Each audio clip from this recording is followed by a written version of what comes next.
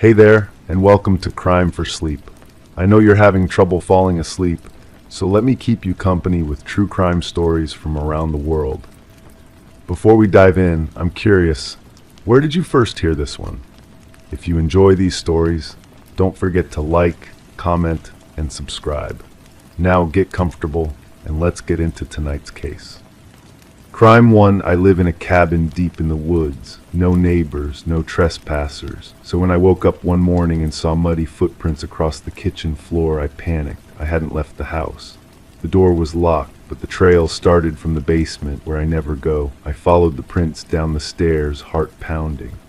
At the bottom, I found something worse than a break-in, an old mattress flattened by years of use and walls covered in scratched tally marks, hundreds of them. Someone had been living down there long before I moved in, and they knew the layout of the house better than I did. The real estate agent never mentioned a basement. When I bought this place, she handed me the keys with a smile that felt too rehearsed, too practiced. Her fingers lingered on mine for a moment longer than necessary, and I caught something in her eyes, relief maybe, or guilt. I should have asked more questions then, but the price was too good to pass up. A steal, she called it. Now I understand why. The mattress reeked of something I couldn't identify, sweet and sour at the same time, like fruit left too long in the sun. I knelt beside it, my hands shaking as I examined the fabric. The stains weren't random, they formed patterns, deliberate marks that spoke of routine, of someone who had made the space their own for years. The tally marks on the walls weren't just scratches. They were organized, grouped in sets of 7, weeks, months, maybe years of someone counting their days in my basement. I found a box hidden behind the old furnace. Inside were photographs, dozens of them, all taken from inside the house. Pictures of the previous owners eating dinner, watching television, sleeping. The angles were wrong, shot from impossible positions, from inside walls, from beneath floorboards. Someone had been documenting their lives without them knowing. The most disturbing part wasn't the invasion of privacy. It was the final photograph in the stack, the previous owner's car packed with suitcases, driving away. The date stamp showed they left in the middle of the night, 3 months before the house went on the market. I called the real estate office the next morning. The receptionist told me the agent who sold me the house no longer worked there. She'd quit suddenly, right after my closing. No forwarding address, no explanation. When I pressed for details, the woman's voice dropped to a whisper. She mentioned something about the agent receiving threatening phone calls about that specific property. Calls from someone claiming to be the rightful owner. The police were less helpful than I'd hoped. The officer who took my report seemed uncomfortable, shifting in his chair whenever I mentioned the basement. He kept glancing at his partner, exchanging looks I couldn't decipher. When I showed them the photographs, the older officer's face went pale. He asked me to wait while he made a phone call. 20 minutes later, he returned with a manila folder thick with documents, the case file of the previous owner's disappearance. They hadn't moved away, they'd vanished. Their car was found abandoned at a rest stop 2 states over, but they were never located.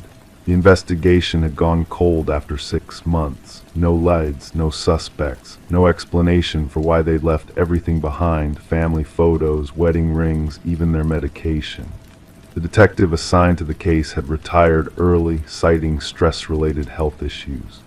He'd moved across the country and refused to discuss the case with anyone. I started sleeping with a chair propped against my bedroom door.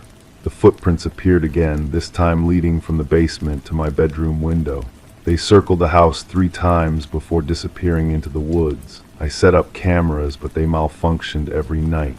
The memory cards were always blank, except for one frame that showed a figure standing in my kitchen, face obscured by shadows. The timestamp indicated it was taken while I was asleep upstairs. The local librarian helped me research the property's history. The records were incomplete, with several years missing from the archives. What remained painted a disturbing picture. 7 different families had lived in the house over the past 2 decades. All had left suddenly, abandoning their belongings. The pattern was consistent. New owners would move in, live peacefully for several months, then disappear without explanation. The house would sit empty for a year or two before being sold again, always at below-market prices. I found a journal hidden beneath the basement stairs. The handwriting was cramped, desperate. The entries chronicled someone's growing obsession with the house and its occupants. They described watching families through the walls, learning their routines, their fears, their secrets. The writer claimed to have built passages throughout the house, spaces between the walls where they could move unseen. They called it their home, their sanctuary. The families were just temporary guests who had overstayed their welcome. The final entry chilled me to the bone. It was dated just 1 week before I moved in. The writer had grown tired of watching from the shadows. They were ready to reclaim their space, to make the newest occupant understand the rules. They knew I lived alone. They knew I was vulnerable. They were waiting for the right moment to introduce themselves properly. I tried to leave, but my car wouldn't start. The battery was dead, the tires slashed. My phone had no signal, though it worked fine in town. I was trapped exactly where they wanted me. The footprints appeared nightly now, growing bolder. They led to every room, circling my bed while I slept. I woke up to find my kitchen rearranged, my clothes moved, my food partially eaten. Someone was living in my house with me, and they wanted me to know it. The scratching sound started on the 7th night, soft at first, then more insistent. They came from inside the walls, moving through the house like a living thing. I followed the sounds with a flashlight, pressing my ear to the drywall. The scratching would stop whenever I got close, as if the thing inside was listening too, waiting, planning. I found the entrance behind the water heater, a section of wall that swung inward on hidden hinges. The passage was narrow, barely wide enough for a person to squeeze through. It connected to a network of tunnels that ran throughout the house. I could see light filtering through gaps in the walls, tiny holes that provided a view into every room. Dozens of photographs were tacked to the tunnel walls, all showing me eating, sleeping, showering. Someone had been documenting my life from the very beginning. The truth hit me like a physical blow. I wasn't the first person to find this place. The previous owners had discovered it too. That's why they'd tried to leave. That's why they'd packed their car in the middle of the night, but they hadn't been fast enough. The thing in the walls had stopped them before they could escape. I'm writing this now because I hear footsteps upstairs. Slow, deliberate steps moving through my bedroom, the same room where I'm supposed to be sleeping. I've been hiding in the basement all night, but I can't stay here forever. The footprints are fresh in the dust around me. They circle my hiding spot, drawing closer with each pass. Soon, I'll have to face whoever has been sharing my home. Part of me wonders if I'll be the next to disappear, another name added to the long list of people who couldn't escape this place. The scratching has stopped, the footsteps have stopped, everything is quiet now, too quiet. I can hear my own heartbeat, feel the weight of eyes watching me from the darkness. Someone is down here with me, someone who knows these tunnels better than I ever will, someone who has been waiting patiently for this moment. I should have listened to the real estate agent's eyes. I should have asked why she was so eager to be rid of this place, but it's too late now. The house has claimed another victim, and I suspect it won't be the last. The footprints were never meant to be hidden. They were meant to be found. They were the beginning of something much worse than a break-in. They were an invitation. Crime 2, I always thought I was too old to fear what might be hiding under my bed. That changed when I heard a voice whisper my name from beneath the mattress. At first I blamed a dream, stress, maybe even a neighbor's TV. But the whisper came again, clearer, closer, and more urgent. I got down on my knees and looked. There was nothing, just darkness, but the floor vent next to the bed was loose. When I pried it open, I found an old recorder tucked inside. It was playing on repeat. and in the background of the recording, I could hear my own breathing. The device was ancient, one of those handheld recorders from decades past, the kind police detectives used before everything went digital. My hands trembled as I rewound it to the beginning. The voice that emerged wasn't mine, but it knew things about me that no stranger should know. It mentioned the scar on my left shoulder from a childhood accident. It described the exact placement of furniture in my bedroom.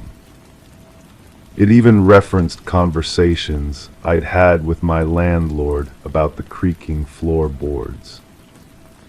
The recording was poor quality, filled with static and background noise, but beneath the whispers I could make out other sounds, footsteps, the soft closing of a door, someone moving carefully through what sounded like my own apartment. The most unsettling part was the breathing, my breathing, captured while I slept, unaware that someone was documenting my most vulnerable moments. I called the landlord immediately. He arrived within an hour, his face pale when I explained what I'd found. He claimed he'd never given anyone else a key, but his eyes kept darting toward the windows as if he expected someone to be watching. Together, we examined the vent system. It connected to other apartments in the building, creating a network of pathways that someone could potentially use to move unseen. The landlord suggested calling the police, but I hesitated. What would I tell them? That I'd found a recording of someone watching me sleep, that my own breathing was somehow evidence of a crime. Instead, I decided to investigate on my own. I needed to understand who had been in my space and why. That evening, I installed a small camera in my bedroom, positioned to capture anyone who might enter through the vent.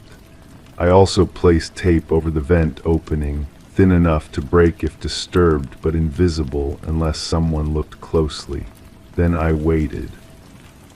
For 3 nights, nothing happened. The tape remained intact. The camera recorded only my own restless sleep. But on the 4th night, I discovered something that changed everything. The tape was broken, but the camera showed no signs of entry. Instead, it revealed something far more disturbing. I had been sleepwalking. The footage showed me getting up in the middle of the night, walking to the vent, and carefully removing the tape. I moved with purpose, as if I knew exactly what I was doing, but my eyes were closed, my movements mechanical. I watched myself reach into the vent, retrieve something, and then return to bed. The camera captured me doing this for several minutes before I finally settled back into sleep. The realization hit me like a physical blow. I had been the one placing the recorder in the vent, but I had no memory of doing so. The whispered voice on the recording wasn't a stranger's, it was mine, distorted by the poor audio quality and my own unconscious state. I had been documenting my own sleepwalking episodes, creating a mystery that I then discovered as if it were the work of an intruder. But this explanation raised more questions than it answered. If I was sleepwalking, why was I recording myself? And why did the voice on the recording seem to know things about me that even I had forgotten? The mention of the childhood scar, for instance, I rarely thought about that incident anymore. Yet the voice described it in detail, as if accessing memories buried deep in my unconscious mind. I decided to set up additional cameras throughout the apartment, hoping to capture more evidence of my nocturnal activities. What I discovered was a pattern of behavior that spanned weeks, possibly months. I had been creating elaborate scenarios while sleepwalking, staging scenes that would later puzzle and frighten my conscious self. The vent wasn't the only hiding place I'd used. I found notes tucked behind picture frames, written in my own handwriting but containing information I didn't remember recording. There were photographs hidden in books, images of my apartment taken from angles that suggested someone had been watching me. But the metadata on the photos matched my own camera, and the handwriting analysis I conducted myself confirmed that everything was my own work. The most disturbing discovery came when I found a journal hidden in my closet. The entries were written in my handwriting, but they told a different story than the one I remembered living. According to the journal, I had been experiencing blackouts for months. The sleepwalking episodes were just the visible tip of a much larger problem. The journal described entire conversations I'd had with neighbors, confrontations with strangers, and even interactions with people I didn't remember meeting. One entry particularly stood out. It described a conversation with a previous tenant who had lived in my apartment years before I moved in. According to the journal, this person had warned me about the building's history, mentioning incidents of break-ins and unexplained disturbances. But I had no memory of this conversation, and when I tried to contact the previous tenant, I discovered they had died in an accident shortly after moving out.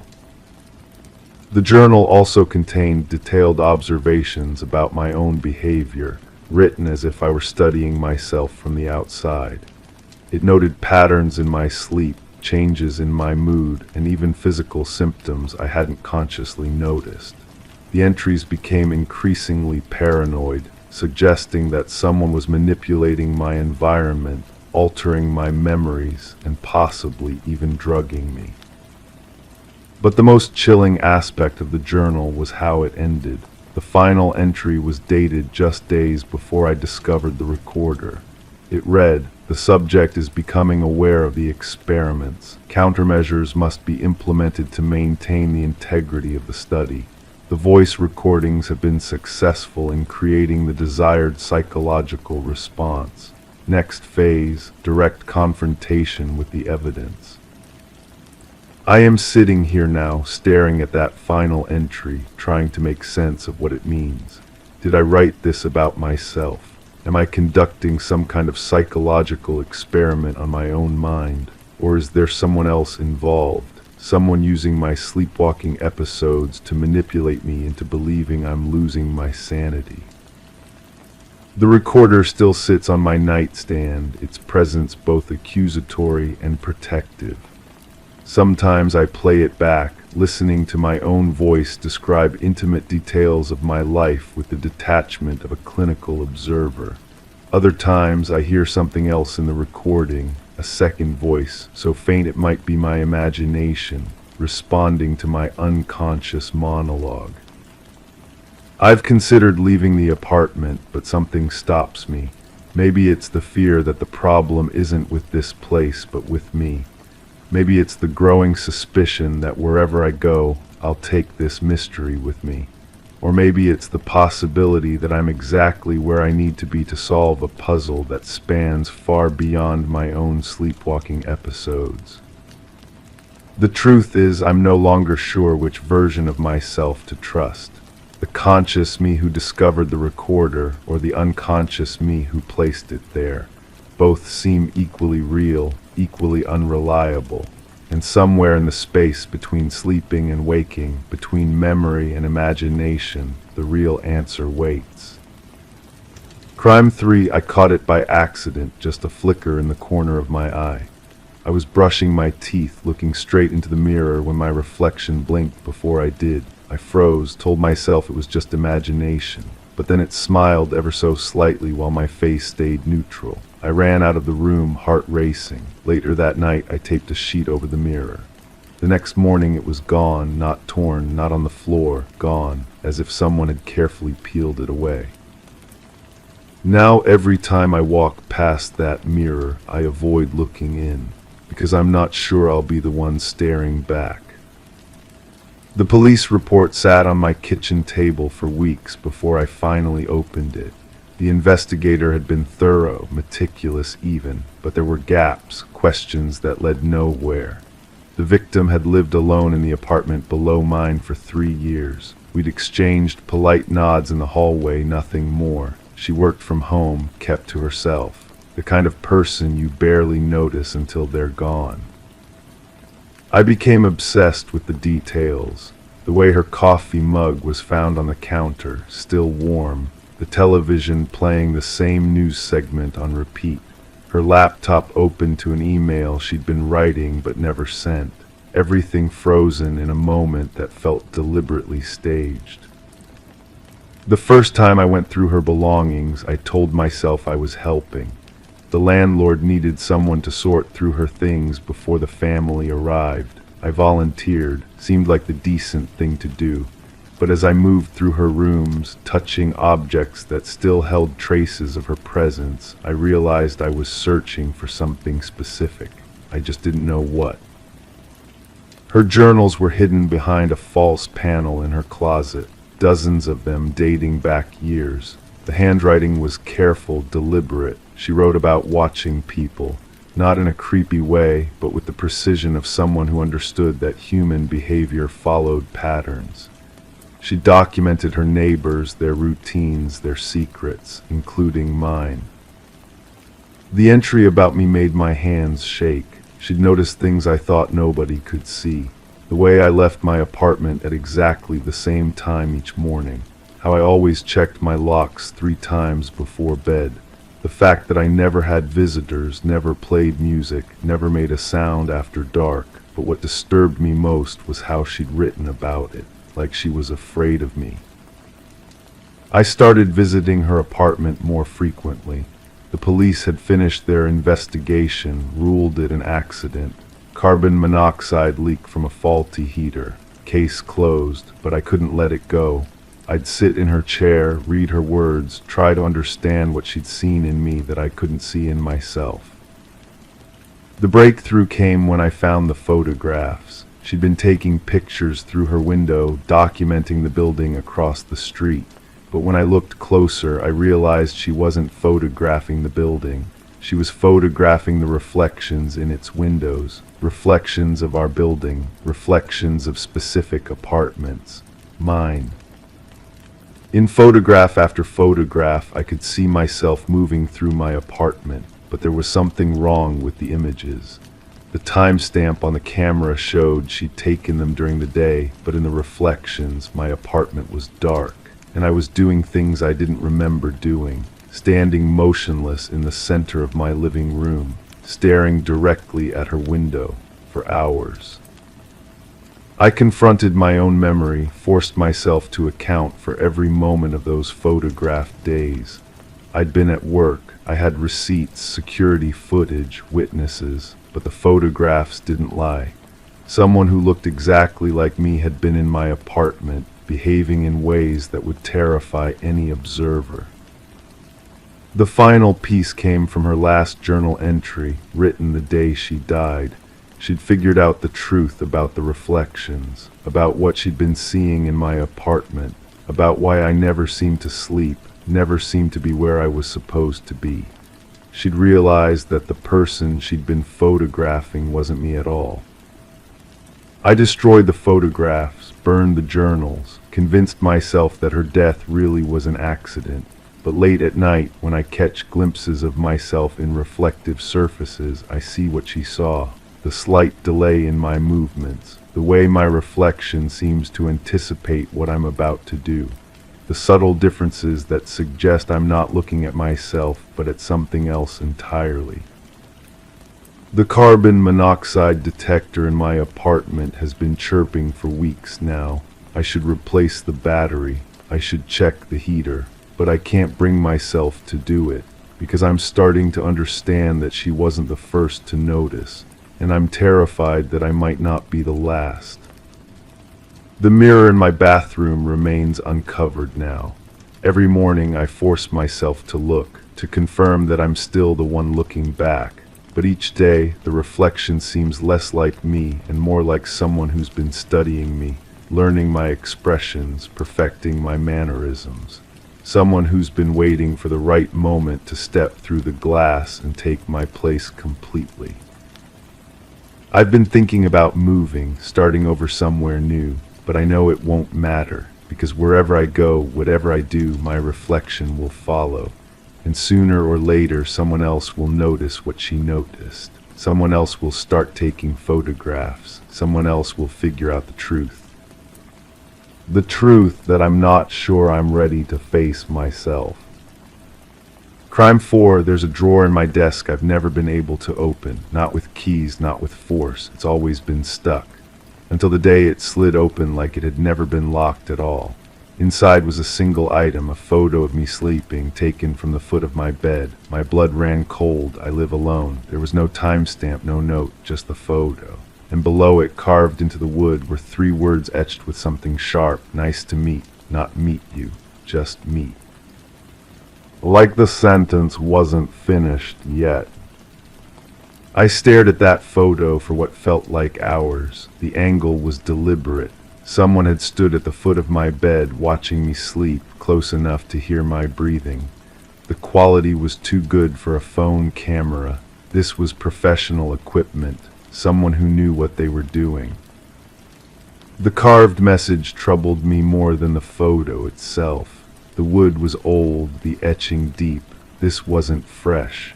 Whoever did this had access to my desk long enough to carve those words without rushing. They had taken their time. I started checking my apartment differently after that, looking for signs I had missed.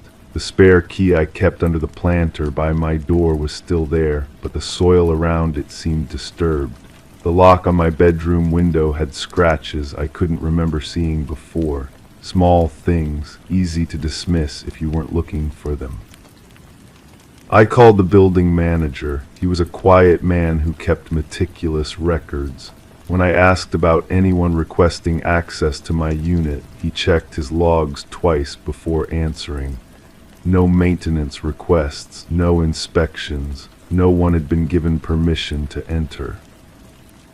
But he mentioned something else. The previous tenant had left suddenly, middle of the night, rent paid through the end of the month but just disappeared. Left everything behind. The manager had boxed up the belongings and stored them in the basement, including a desk, my desk. The basement smelled of dampness and forgotten things. The storage unit was crammed with boxes, each labeled with careful handwriting. I found what I was looking for in the corner, a box marked personal items desk.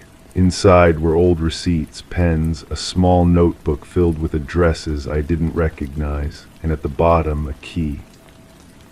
The key fit the drawer perfectly.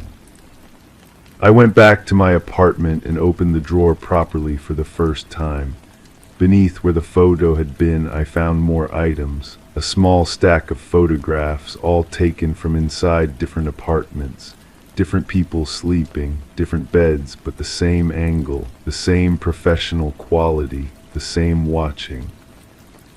There was a pattern I started to notice. Each photo had a small mark in the corner, a number. The photo of me was marked 47. I counted, there were 46 photos before mine. The notebook from the basement had 46 addresses. I spent the next few days visiting those addresses. Most were apartments in buildings just like mine. Some people had moved away. Others had no idea what I was talking about when I carefully asked if they had ever noticed anything unusual. A few remembered feeling watched. One woman mentioned finding her spare key moved. Another man said he had started sleeping with his bedroom door locked after having vivid dreams about being photographed. But it was the woman from the 33rd address who changed everything. She lived in a basement apartment with bars on the windows. When I showed her the photo with her number, she didn't seem surprised. She invited me in for coffee and spoke in a voice barely above a whisper. She told me about the previous tenant in my building, how they had worked together, how they had met through a photography club, how what started as artistic exploration had become something darker, how she had tried to stop it when she realized how far it had gone. She showed me newspaper clippings, missing persons reports, people who had simply vanished, not all of them, just some, the ones who had asked too many questions, the ones who had gotten too close to the truth. She told me the previous tenant hadn't left in the middle of the night. They had been taken by someone who knew what they were doing, someone who had been cleaning up loose ends, someone who had been very careful about covering their tracks. I asked her why she was telling me this. She looked at me with eyes that had seen too much. Because, she said, you're number 47, and I need to know if you're here to finish what they started, or if you're just another victim who got too curious. I left her apartment with more questions than answers. The coffee had tasted bitter. My hands were shaking as I walked back to my car. I kept looking over my shoulder, expecting to see someone following me, but the streets were empty. When I got home, I found something new in the drawer, a fresh photo. This one showed me sitting in the basement apartment, holding a cup of coffee. The angle was wrong for any security camera. Someone had been there. Someone had been watching. Below the photo, new words had been carved into the wood. The same careful lettering, the same deliberate message. Nice to meet you. The sentence was finished now. I understand now why the previous tenant left everything behind, why they disappeared in the middle of the night, why the building manager never heard from them again. I also understand why I was chosen, why the drawer opened when it did, why I was meant to find those photos, why I was led to that basement apartment, why I was given just enough truth to make me curious, but not enough to keep me safe. The woman from the 33rd address had asked me if I was there to finish what they started. I think I know the answer now. I think I've always known. But I'm not sure if I'm the one being hunted, or if I'm the one doing the hunting. The drawer is empty now. I've removed everything. But sometimes when the apartment is quiet and the shadows fall just right, I can still hear the sound of someone carving words into wood. Slow, deliberate, patient. And I realize that some mysteries aren't meant to be solved. They're meant to be continued. The photo of me sleeping is still in my possession. I've studied it carefully. The angle, the lighting, the composition, it's good work, professional work. I should be terrified. I should pack up and leave like the previous tenant did, but I'm not going anywhere. I've been practicing with the camera, learning about angles and lighting, about patience and timing, about how to wait in the shadows until the moment is right. The drawer isn't empty anymore. It's just waiting for the right collection to fill it. After all, someone needs to continue the work. Someone needs to finish what was started. And I'm discovering that being watched isn't nearly as frightening as realizing you were always meant to be the one doing the watching. Crime 5, the place was cheap, too cheap, but I needed somewhere to stay. The landlord said it had been vacant for years, but I kept finding strange things, crumbs in the sink, footsteps in the dust, even the scent of cigarettes in a non-smoking unit. Then I found a diary hidden behind the wall heater. The pages were full of obsessive notes about me, where I went, what I ate, what I said on the phone. The last line stopped my breath. He still hasn't noticed me. I started checking the vents, the attic, the crawl space, and I realized something terrifying. This wasn't my apartment. I was the intruder. The first sign should have been the keys. They felt warm in my hand, like someone had been holding them moments before. The landlord handed them over with trembling fingers, avoiding eye contact. His voice cracked when he mentioned the previous tenant had moved on, but something in his tone suggested finality beyond relocation. I moved in on a Tuesday. The apartment smelled of vanilla and dust, but underneath lay something else, something metallic and sharp that made my throat tighten. I attributed it to old pipes or forgotten cleaning supplies. The living room window faced east, flooding the space with harsh morning light that revealed scratches on the hardwood floors, as if furniture had been dragged repeatedly across the same paths. My first night, I heard water running in the kitchen. I found the faucet turned on, a steady stream filling a glass that hadn't been there before. The The water was ice cold, and when I lifted the glass, my fingerprints joined others already smudged on the surface. I convinced myself I'd been sleepwalking, though I'd never done so before. The diary appeared 3 weeks later. I was adjusting the wall heater when my finger caught on something behind the unit. A small leather journal, its pages yellowed and brittle. The handwriting was careful, deliberate, with dates spanning months. But the dates made no sense. They were recent, starting from the day I'd moved in. New tenant arrived today. Tall, dark hair, carries coffee in a blue mug.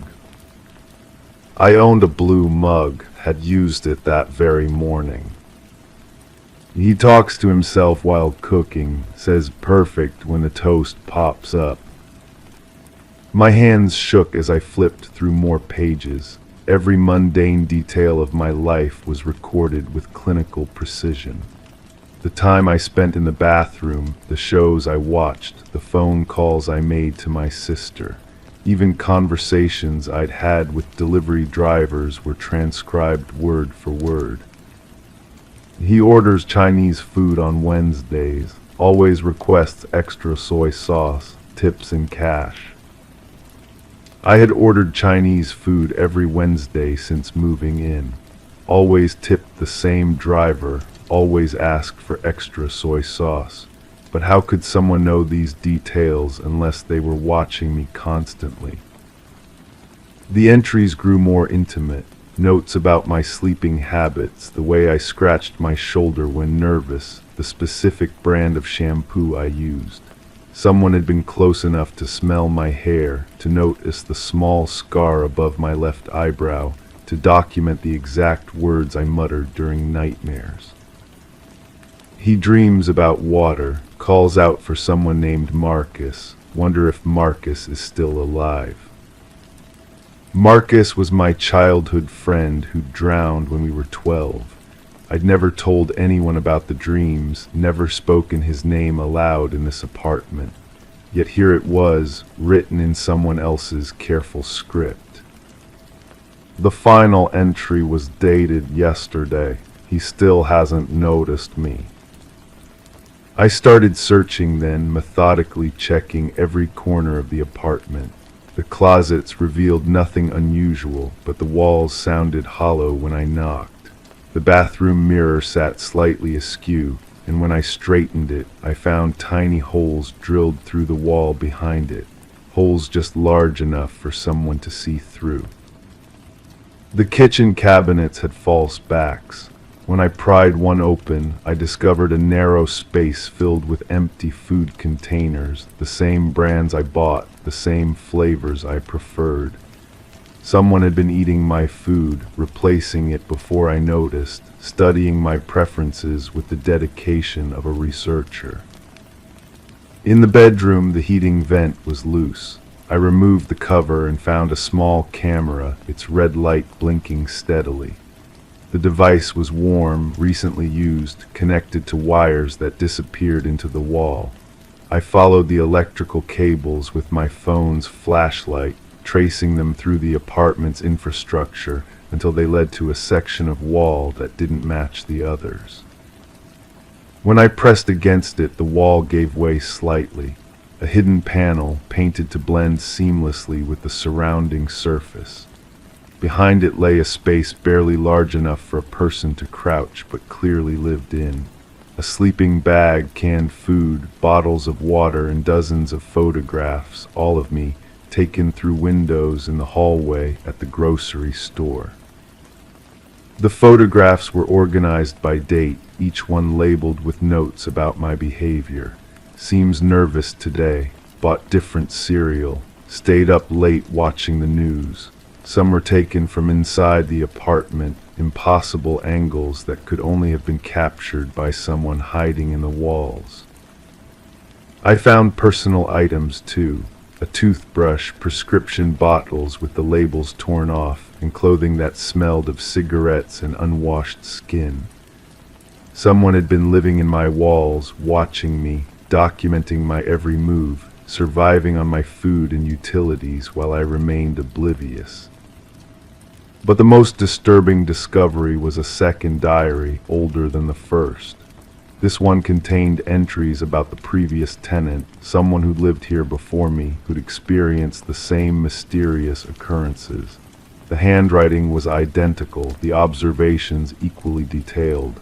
The final entry about that tenant was chilling. He's starting to suspect, time to find a new place. I realized then that I wasn't the first person to live unknowingly with this observer. There had been others, a succession of tenants who provided entertainment and companionship for someone who'd made the walls of this building their permanent home. Someone who moved from apartment to apartment, selecting occupants like a viewer choosing television channels. The landlord knew. His nervousness, his reluctance to discuss the previous tenant, his insistence on cash payments with no background checks, he was complicit in this arrangement. Perhaps he'd been threatened, or perhaps he'd simply chosen to ignore the situation as long as the rent was paid. I called the police, but what could I report? Trespassing, stalking. The evidence was circumstantial and the perpetrator had vanished. The hidden space behind the wall was empty now, cleared of all personal items except the photographs and diaries. Even the camera in the heating vent had been removed.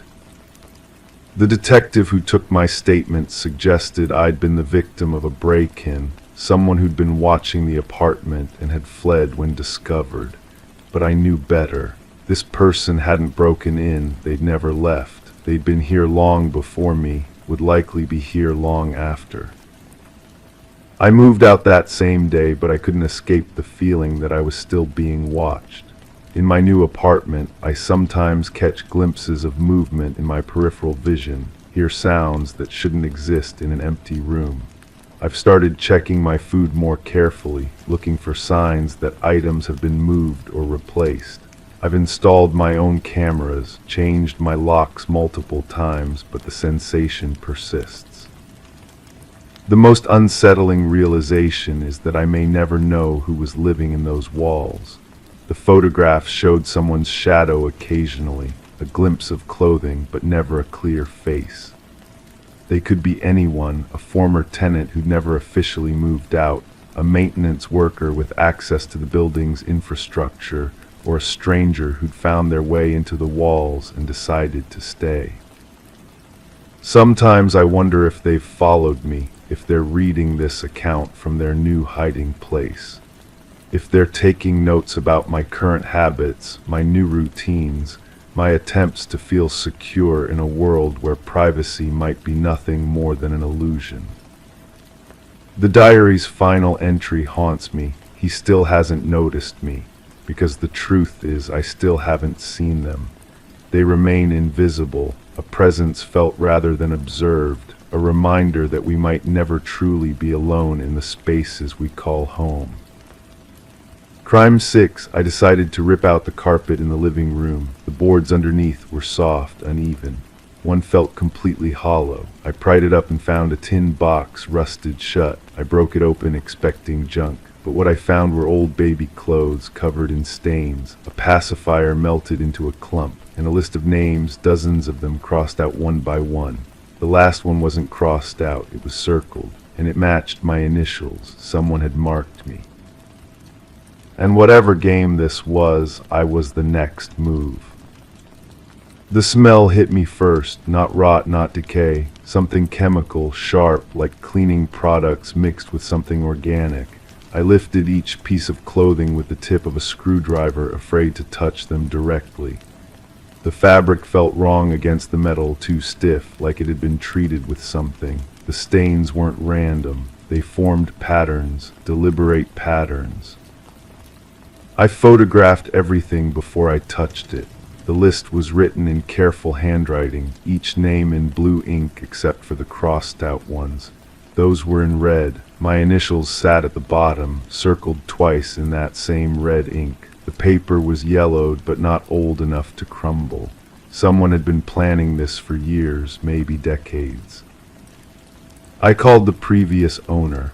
The woman who sold me the house answered on the fourth ring, her voice already defensive before I spoke.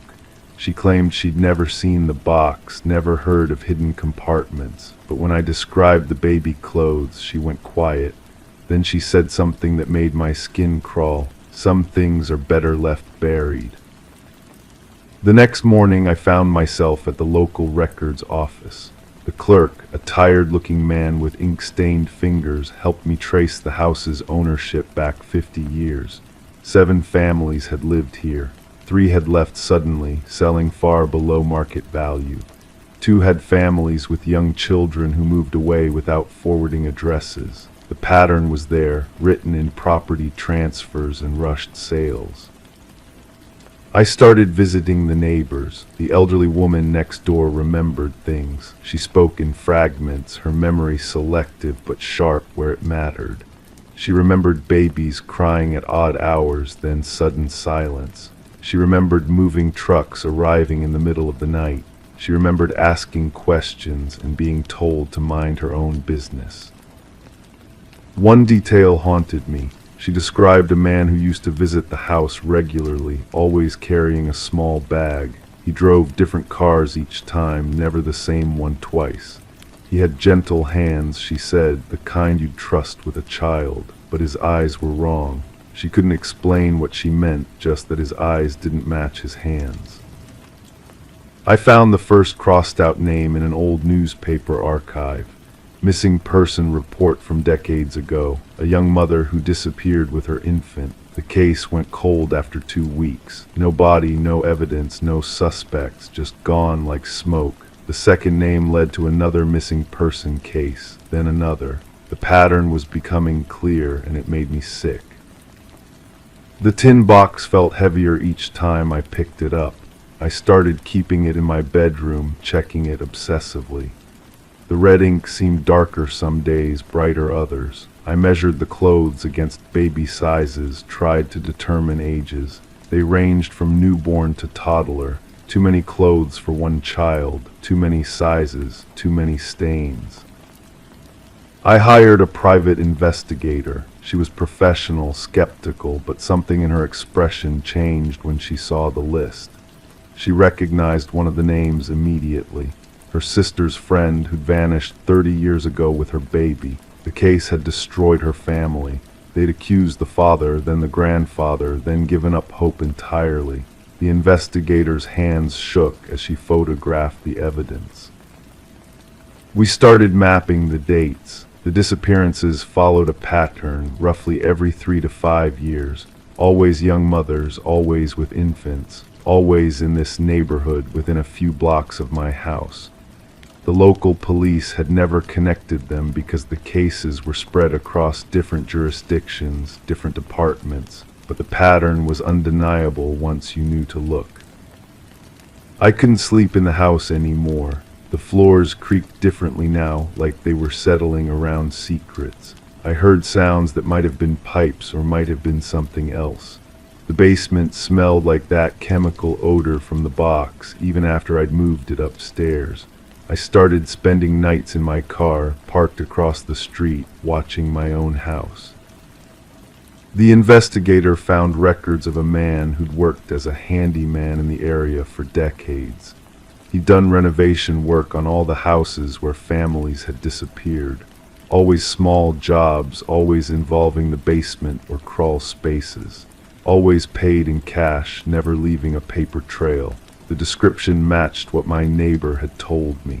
Gentle hands, wrong eyes. We tracked him down through old business licenses.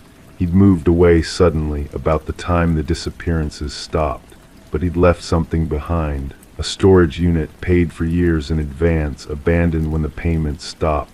The investigator got a warrant. Inside, we found more boxes, more clothes, more lists, more names. But we also found something else, photographs, dozens of them showing the interiors of houses, including mine, pictures of floorboards, basement walls, hidden spaces. He'd been documenting his work, keeping trophies. The photographs were dated, spanning decades. The most recent ones showed my house before I'd bought it, before I'd found the box. The investigator went to the authorities. The case was reopened, then closed again. Insufficient evidence, they said. The photographs proved nothing. The boxes could have been planted.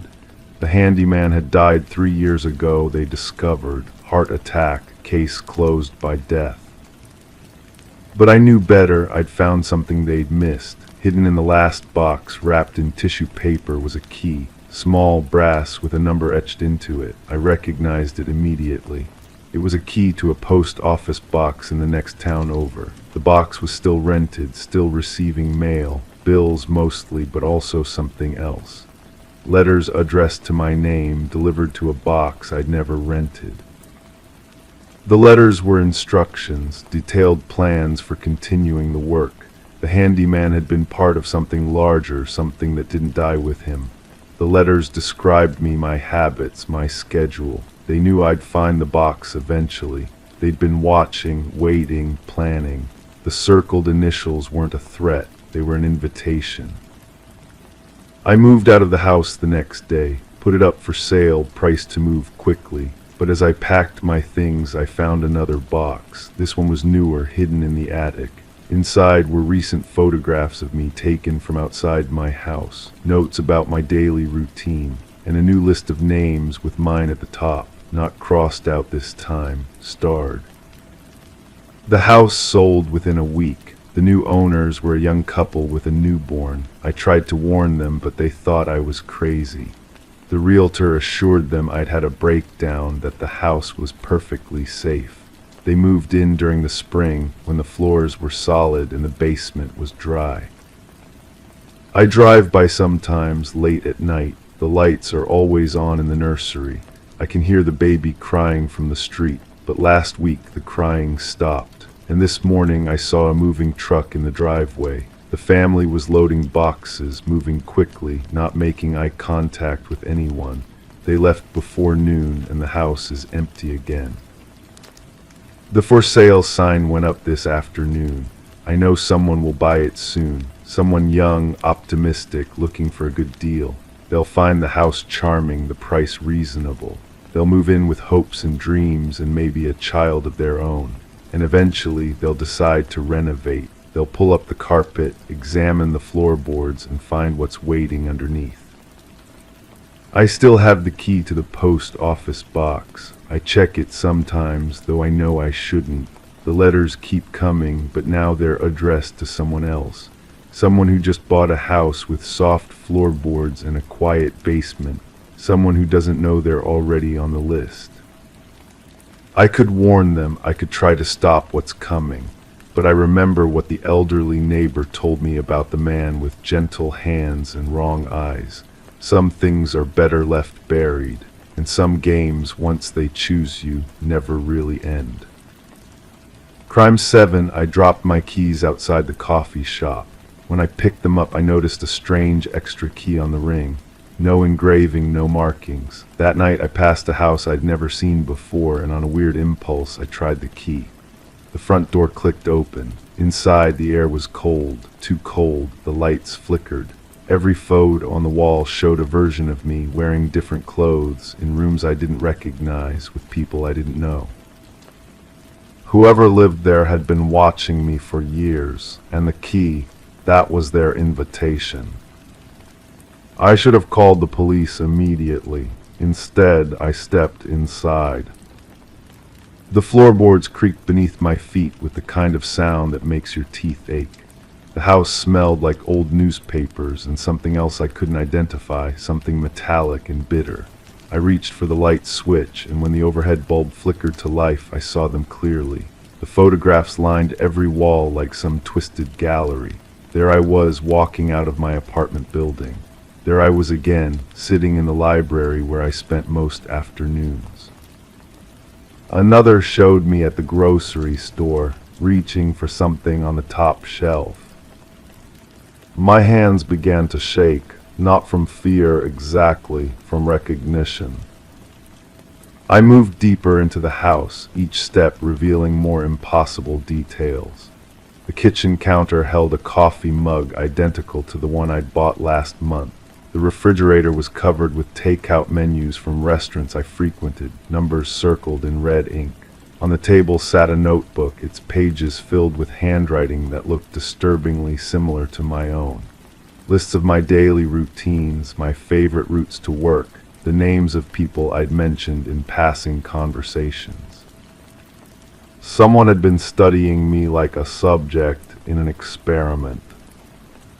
I picked up the notebook, feeling the weight of the pages between my fingers. The paper was slightly damp, as if it had been handled recently. The entries went back months, maybe longer. Each page detailed movements I barely remembered making, conversations I'd forgotten having. But what disturbed me most was the accuracy. Whoever wrote this knew things about me that I'd never told anyone.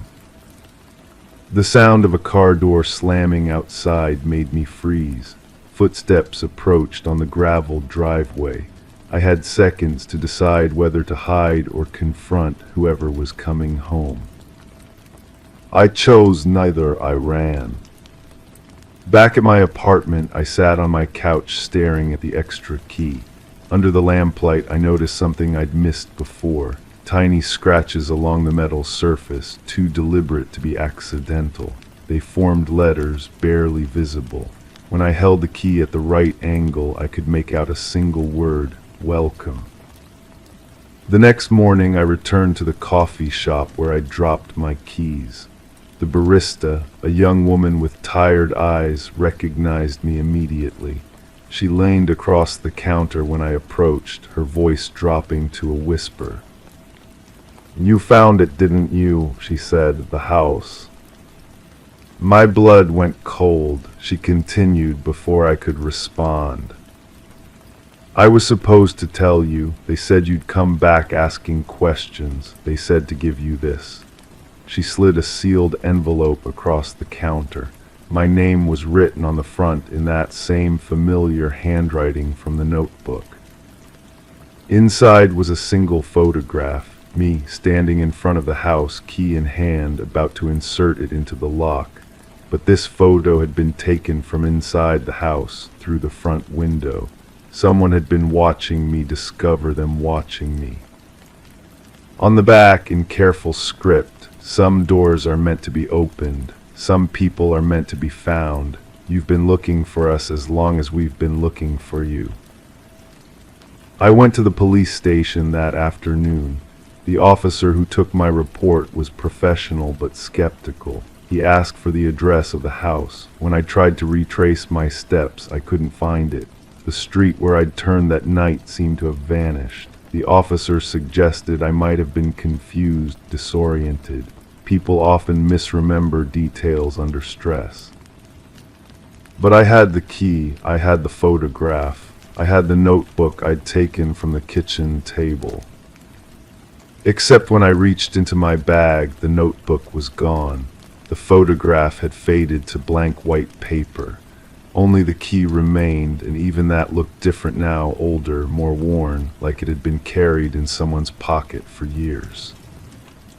The officer filed a report, but warned me it would be difficult to investigate without a location. He suggested I change my locks, install security cameras, take the standard precautions.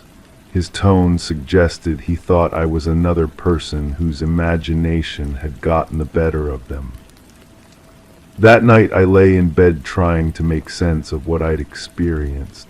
The logical part of my mind offered explanations: stress from work, too much caffeine, the power of suggestion after finding an unfamiliar key. But logic couldn't explain the feeling that had settled deep in my chest, the certainty that I was still being watched. I got up and checked my locks, all secure. I peered through the blinds at the empty street below, nothing unusual. But as I turned away from the window, I noticed something that made my knees weak. On my kitchen table sat a coffee mug I didn't remember using. Steam rose from its surface, and beside it lay a folded piece of paper. With trembling fingers, I opened it. "Thank you for visiting. We hope you'll come back soon. The door is always open for you." I checked every window, every entrance to my apartment. Everything was locked from the inside. No one could have entered without my knowledge. Unless they'd never left. I think about that house every day now. I've driven through neighborhoods I've never seen before, looking for familiar architecture, searching for that particular combination of shadows and angles. Sometimes I think I catch glimpses of it in my peripheral vision, but when I turn to look directly, there's nothing there. The key remains on my ring, heavier than it should be. Sometimes I catch myself running my thumb over those tiny scratches, feeling for the word that might or might not be there. Welcome, or maybe it says something else entirely. I've started noticing things. The way certain strangers look at me on the street as if they recognize me from somewhere. The way conversations stop when I enter a room. The way my own reflection sometimes seems slightly wrong in mirrors, like I'm seeing someone who looks like me but isn't quite me. Maybe I imagined the whole thing. Maybe the key was always on my ring and I just never noticed it before. Maybe the house was a dream and the photograph was a trick of light and shadow. But every night before I go to sleep, I find myself wondering, what if the key still works? What if the house is still there, waiting for me to find it again? What if the people who have been watching me are still watching, still taking notes, still adding to that collection of photographs on the wall? And the question that keeps me awake, what if I want to go back? Crime 8, I bought a used baby monitor at a yard sale even though I don't have kids. I just liked how it looked vintage, harmless. I set it on the shelf as a joke. That night I heard breathing through the speaker. Slow, steady, close. I unplugged it. The sound didn't stop. It got louder. Then came the faint sound of footsteps across wooden floors. My floors are carpeted. I smashed the monitor to pieces. But the next morning it was back on the shelf, fully intact and playing nothing but silence. The kind that waits. I stared at that monitor for what felt like hours. My hands were shaking as I picked it up, turning it over, examining every crack and crevice. The plastic was warm as if someone had been holding it all night. The battery compartment was empty, yet somehow it had been functioning. I pressed the power button. Nothing, dead silence, but I knew what I had heard. The woman who sold it to me lived in a house with peeling paint and overgrown hedges. She had dark circles under her eyes and kept glancing back at the house while we talked. Her hands trembled when she handed me the monitor. She said she needed to get rid of it quickly, that it belonged to her daughter who had moved away, but something in her voice suggested otherwise. There was a weight to her words, a finality that made my stomach turn. I decided to go back. The house looked different in daylight, quieter. The windows were covered with thin curtains and I could see shapes moving behind them. I knocked on the door, no answer. I knocked again. The curtain in the front window shifted slightly and I saw an eye peering out at me. Still no answer. I left my phone number tucked under the doormat with a note asking her to call me about the monitor. She never called. Instead, I started receiving calls from an unknown number, always late at night. Always the same pattern, 3 rings, then silence. When I answered, I could hear that same breathing I had heard through the monitor. Slow, deliberate, as if someone was trying to communicate without words. I started recording these calls. The breathing was consistent, rhythmic, like someone in deep sleep. But there was something else underneath it, a faint scratching sound like fingernails against wood. I traced the number through a reverse lookup service. It belonged to a landline that had been disconnected 3 years ago. The last registered address was the same house where I bought the monitor. I printed out the records and spread them across my kitchen table. The more I looked at them, the more questions emerged. Why was a disconnected line still making calls? How was the monitor working without batteries? And why did the breathing sound so familiar? I started visiting the house regularly, parking across the street, watching. The woman rarely left, but when she did, she moved like someone carrying an invisible weight. She would stand at the mailbox for long periods, staring at nothing, her mouth moving silently. Other neighbors avoided her. When I asked the mailman about her, he just shook his head and said she had been through enough. He wouldn't elaborate. The breakthrough came when I found a newspaper article from 4 years ago. A child had gone missing from that neighborhood, a little girl just 2 years old. The article mentioned that the parents had been using a baby monitor to keep track of her during naps. The last transmission from the monitor was the sound of breathing, then nothing. The child was never found. The parents moved away shortly after, all except the mother, who refused to leave. I realized I had been hearing the last recording from that monitor.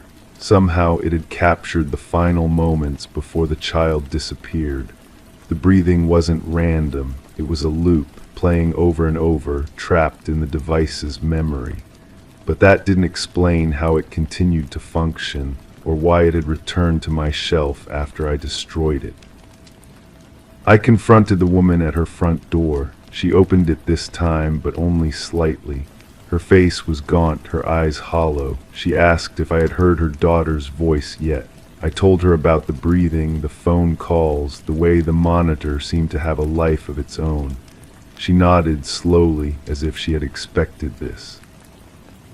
She invited me inside. The house smelled of dust and something else, something sweet and cloying.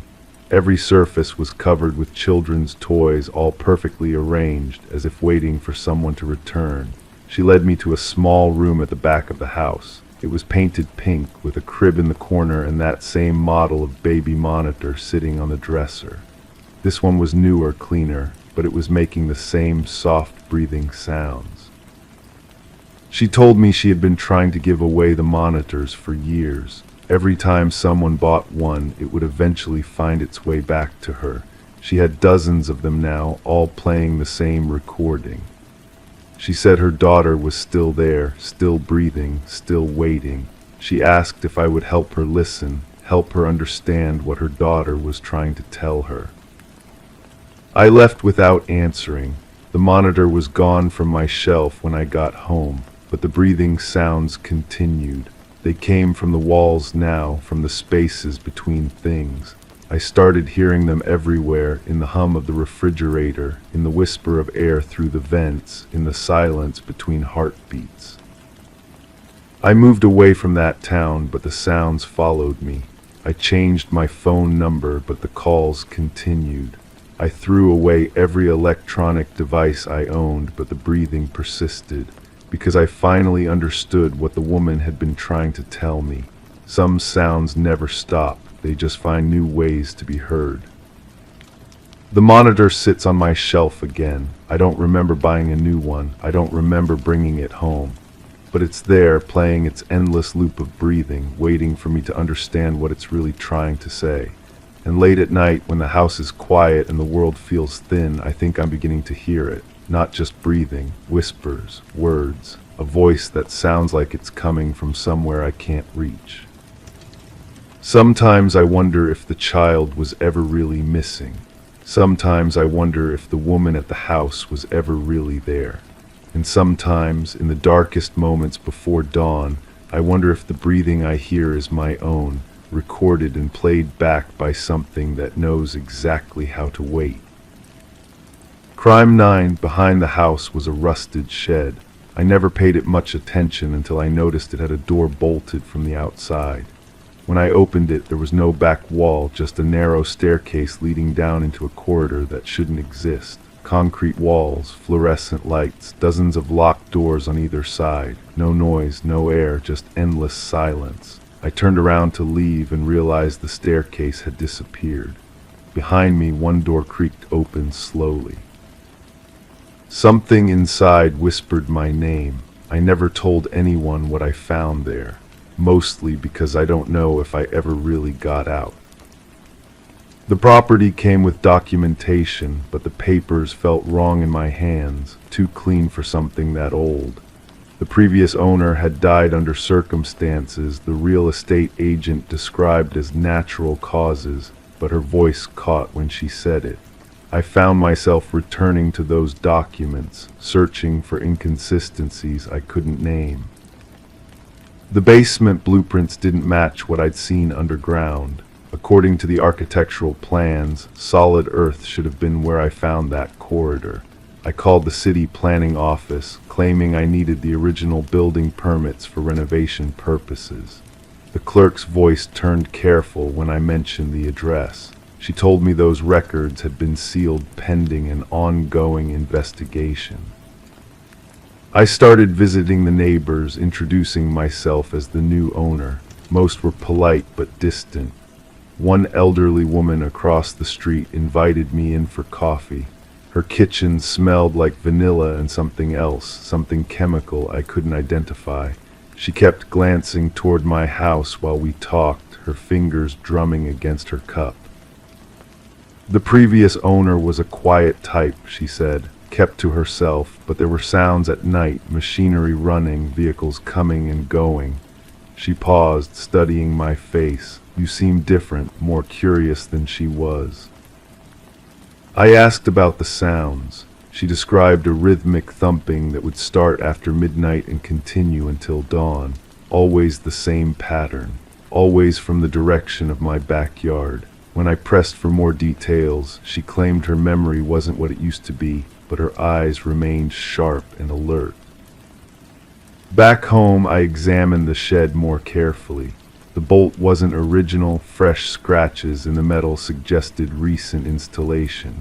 Someone had wanted to keep that door closed. The wood around the hinges showed stress fractures, as if the door had been forced open repeatedly.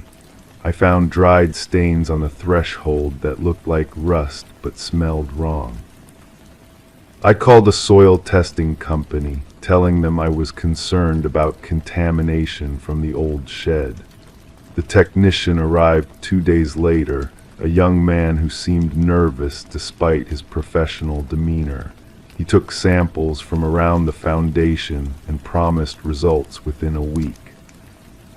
The report arrived faster than expected. Elevated levels of calcium hydroxide and traces of muriatic acid in the soil. The technician's handwritten notes suggested these chemicals were consistent with concrete work, but the concentrations seemed unusual for a residential property. He recommended further investigation.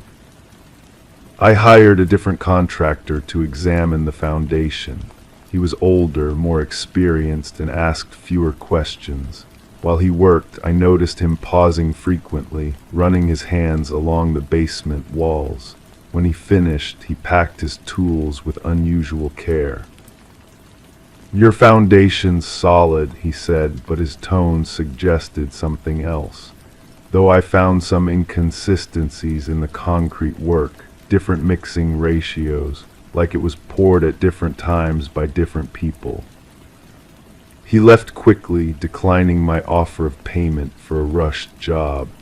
I found his business card in my mailbox the next morning with a handwritten message. Some things are better left alone. The neighbor woman visited unexpectedly that evening. She brought a casserole and lingered in my kitchen, her eyes constantly moving toward the basement door. We made small talk about the weather, but her tension was palpable. When she finally left, I found a folded piece of paper tucked under my sugar bowl. It contained a phone number and a single word: help. I called the number that night. A man's voice answered, cautious and tired. He wouldn't give me his name, but he knew my address immediately. He'd been waiting for my call, he said, waiting for someone to ask the right questions. She wasn't the first owner, he told me. There were others, always quiet people, always people who kept to themselves. The house has a way of attracting a certain type. His breathing sounded labored. I investigated the previous disappearances. 3 people in 15 years, all ruled as voluntary relocations.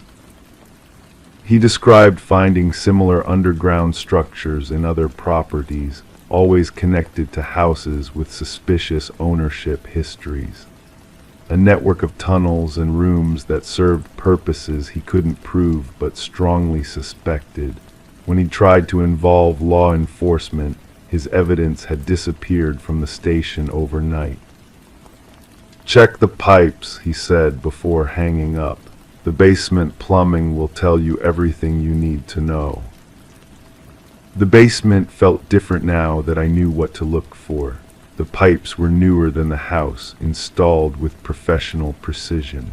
But they didn't connect to the municipal system. They led somewhere else entirely. I followed them along the ceiling until they disappeared into a wall that sounded hollow when I knocked. Behind that wall, I found a room I hadn't noticed before. Small, windowless, with drain systems that suggested frequent cleaning. The air tasted metallic. Plastic sheeting had been stapled to the walls, recently removed based on the freshness of the holes.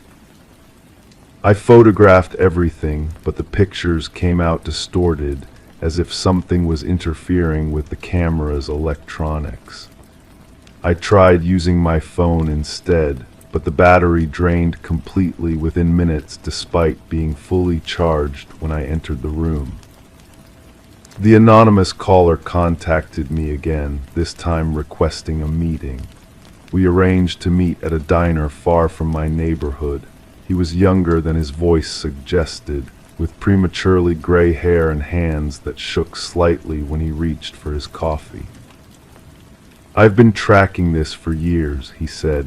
"The pattern is always the same. Someone buys the house, lives there quietly for a while, then disappears. The property gets sold again, usually to another single person with no close family ties." He showed me photographs from his investigation. Similar houses, similar basement modifications, similar disappearances. The connecting thread was always the same real estate company, the same legal firm handling the transactions, the same pattern of ownership transfers. "The previous owner of your house," he continued, "she lasted longer than most, almost 3 years.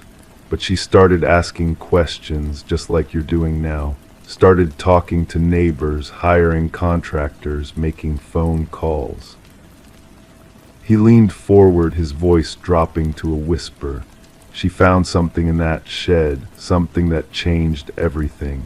The last time anyone saw her, she was carrying a shovel toward the backyard."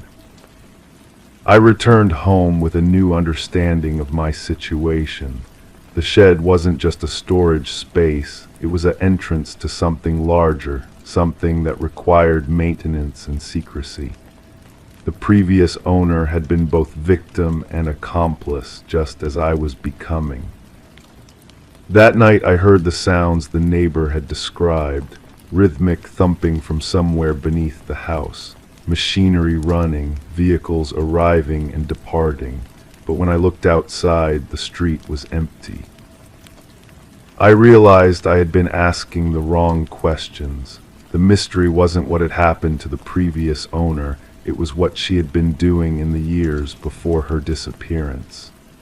The shed wasn't the beginning of the story, it was the end of one chapter and the beginning of another. The truth was simpler and more terrifying than I had imagined. I wasn't investigating a crime that had already happened.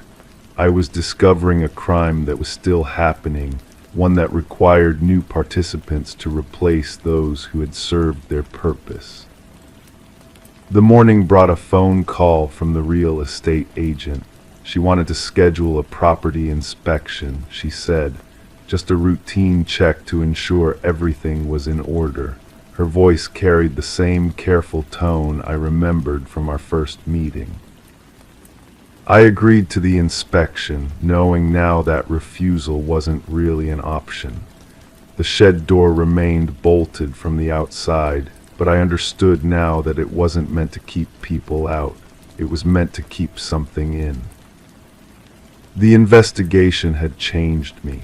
I found myself studying the neighbors differently, wondering who else knew about the network of tunnels and rooms. I started receiving packages I hadn't ordered, deliveries that came at odd hours and contained items I didn't recognize but somehow knew how to use.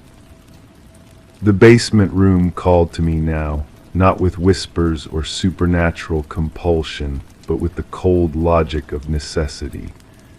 I had become part of something larger than myself, something that required participation rather than observation.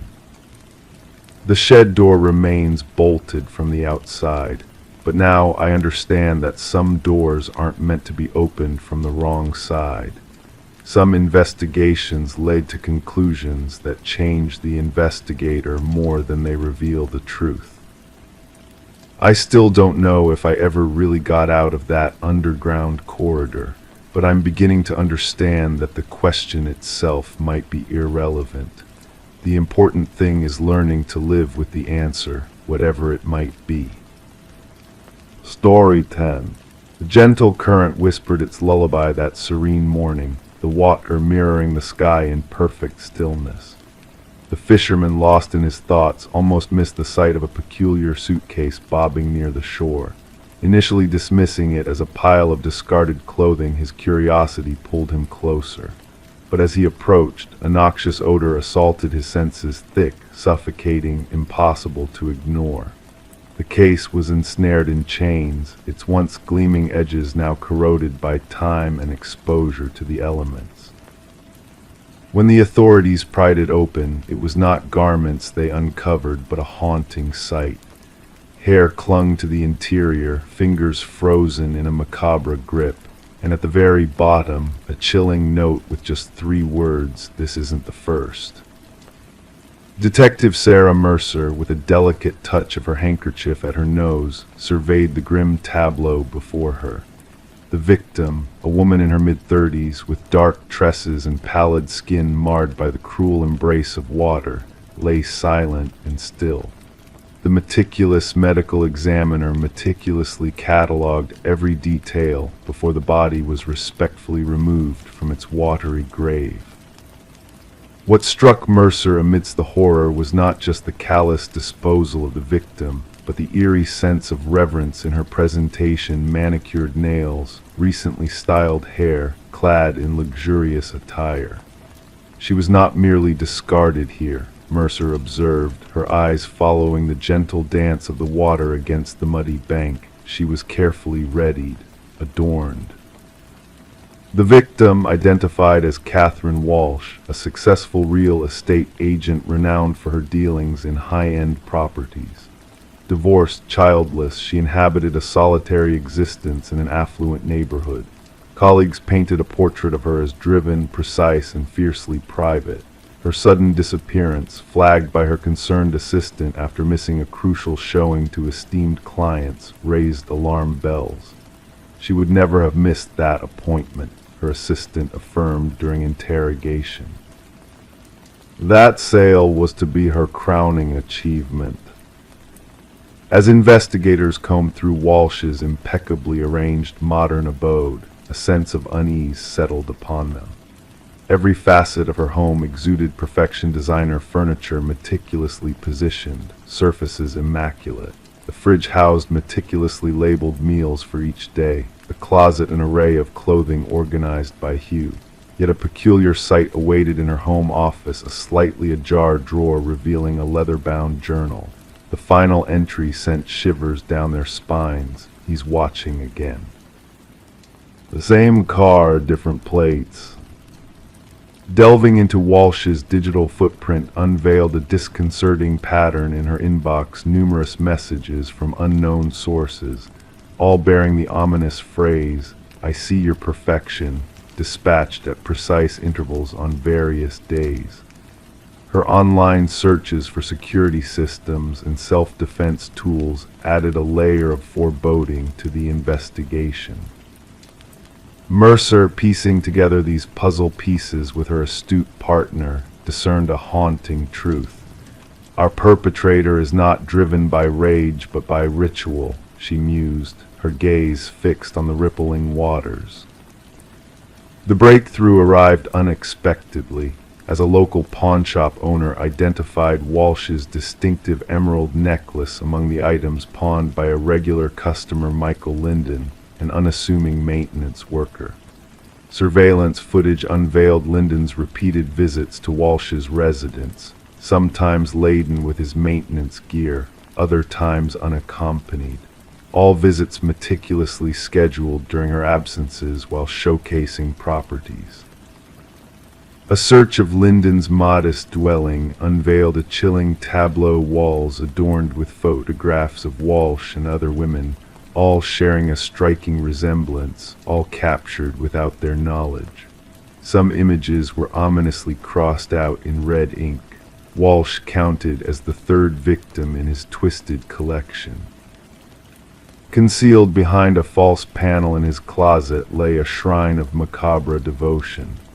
Each victim's possessions meticulously arranged: a brush entwined with strands of hair, tissues imprinted with lipstick, keys, and receipts. A small notebook detailed their daily rituals, preferences, and quirks. The interrogation room turned frigid as Linden was brought in for questioning. His composed demeanor, juxtaposed with the chilling evidence, sent shivers through the room. "They were flawed," he finally intoned, his voice devoid of emotion. "They projected perfection, but I saw through their facade. Catherine's desk drawer was always in disarray. Her lipstick application never flawless. Her perfection was a charade." The search for the two missing victims referenced in his cryptic note led investigators to desolate locales where two more suitcases surfaced, each harboring women resembling Walsh real estate agents who touted their meticulous attention to detail. During Linden's trial, his impassive countenance betrayed no hint of remorse as the prosecution unveiled his monstrous deeds. Months of stalking, meticulous observation of their lives, followed by a twisted act of correction to what he perceived as their imperfections, styling their hair, applying makeup with precision, adorning them in finery, preceded their tragic fate. Families of the victims bore witness in silence as the judge pronounced a life sentence, closing the chapter on Linden's reign of terror. For Mercer, the case was officially concluded, yet shadows of doubt lingered. What inner demons drove Linden to fixate on these specific women? What flaws within himself did he seek to expunge through these horrific acts? The river, a silent witness to the darkness that transpired by its banks, continued its unhurried journey downstream, erasing all traces of the macabre episode. But within the precinct, on Mercer's desk, rested copies of those harrowing notebooks, a sobering reminder that beneath the veneer of normalcy, darkness may lurk, waiting to unveil itself. In the realm of seemingly ordinary lives, the most perilous predators may be those concealed in plain sight, watchful, patient, awaiting that one flaw to expose itself. Story 11. The aging apartment held onto its secrets, its peculiarities evident in the groans of the pipes and the eerie creaks of the floorboards. Yet the newest resident, Sarah Coleman, sensed a disturbance in the familiar noises that echoed through the building. The footsteps that echoed from above were too precise, too deliberate for comfort. Sarah, residing on the top floor, felt a chill of unease creep over her as the footsteps continued night after night. One evening, mustering her courage, she tentatively tapped the ceiling with a broomstick. The sound ceased abruptly, plunging the space into an unsettling silence. Then, in a chilling response, a single knock reverberated from within the ceiling itself. Sarah's heart raced with a mixture of fear and confusion, but she chose to keep the bizarre incident to herself, dismissing it as the settling of the old building or the presence of a stray animal in the attic. As the night stretched on, the relentless footsteps persisted, tracing their phantom paths across her ceiling in the cloak of darkness. Sarah coped by cranking up the volume of her television, drowning out the haunting footfalls with any noise she could summon, desperate to evade the oppressive weight of the unseen presence lingering above. Detective Morris was drawn into the enigmatic tale when a maintenance worker stumbled upon a concealed crawlspace during routine repairs in the building. Removing a section of drywall to address a water leak outside Sarah's unit, the worker inadvertently uncovered a hidden passage that defied the building's known layout. Within this clandestine space, a disturbing makeshift living area emerged, adorned with remnants of human presence, a tattered blanket, discarded food wrappers, a few water bottles, and a worn notebook. Prompted by the worker's harrowing discovery, the building superintendent promptly alerted the authorities. Detective Morris, accompanied by his partner Detective Rivera, arrived at the scene to find the worker visibly shaken, muttering about someone living within the walls, someone watching.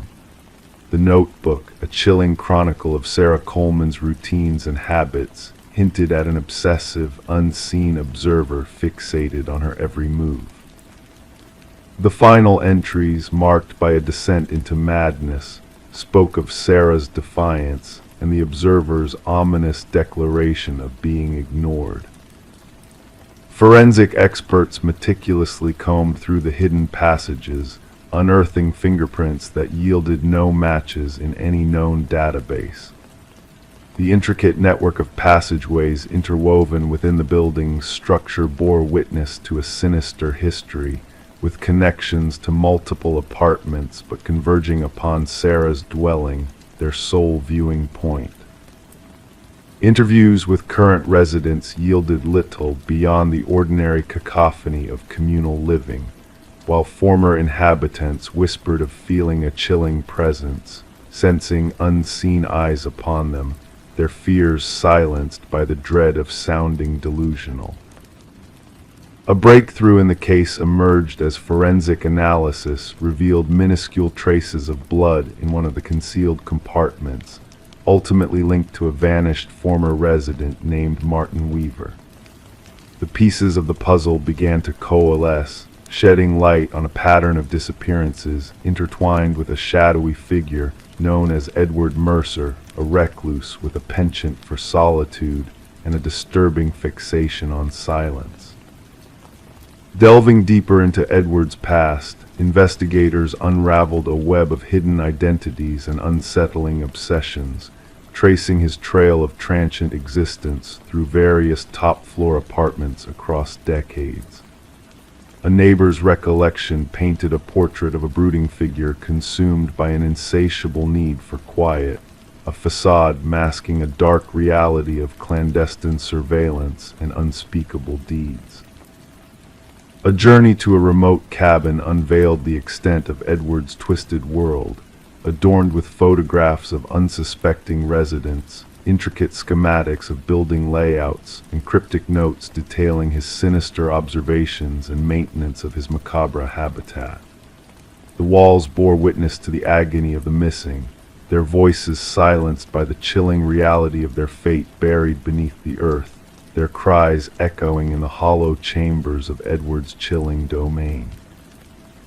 As the hunt for Edward intensified, a sense of foreboding lingered in the empty spaces of Sarah's apartment, where echoes of her disappearance whispered of a presence that defied detection. The remnants of Edward's unseen handiwork hinted at a calculated game of cat and mouse, a dance of shadows played out in the hidden recesses of the building. The search for Sarah Coleman continues, a haunting reminder of the unseen forces that lurk within the walls of ordinary existence. Detective Morris, haunted by the phantom echoes of the past, finds solace in the quiet of his own home, the weight of unanswered questions heavy upon him.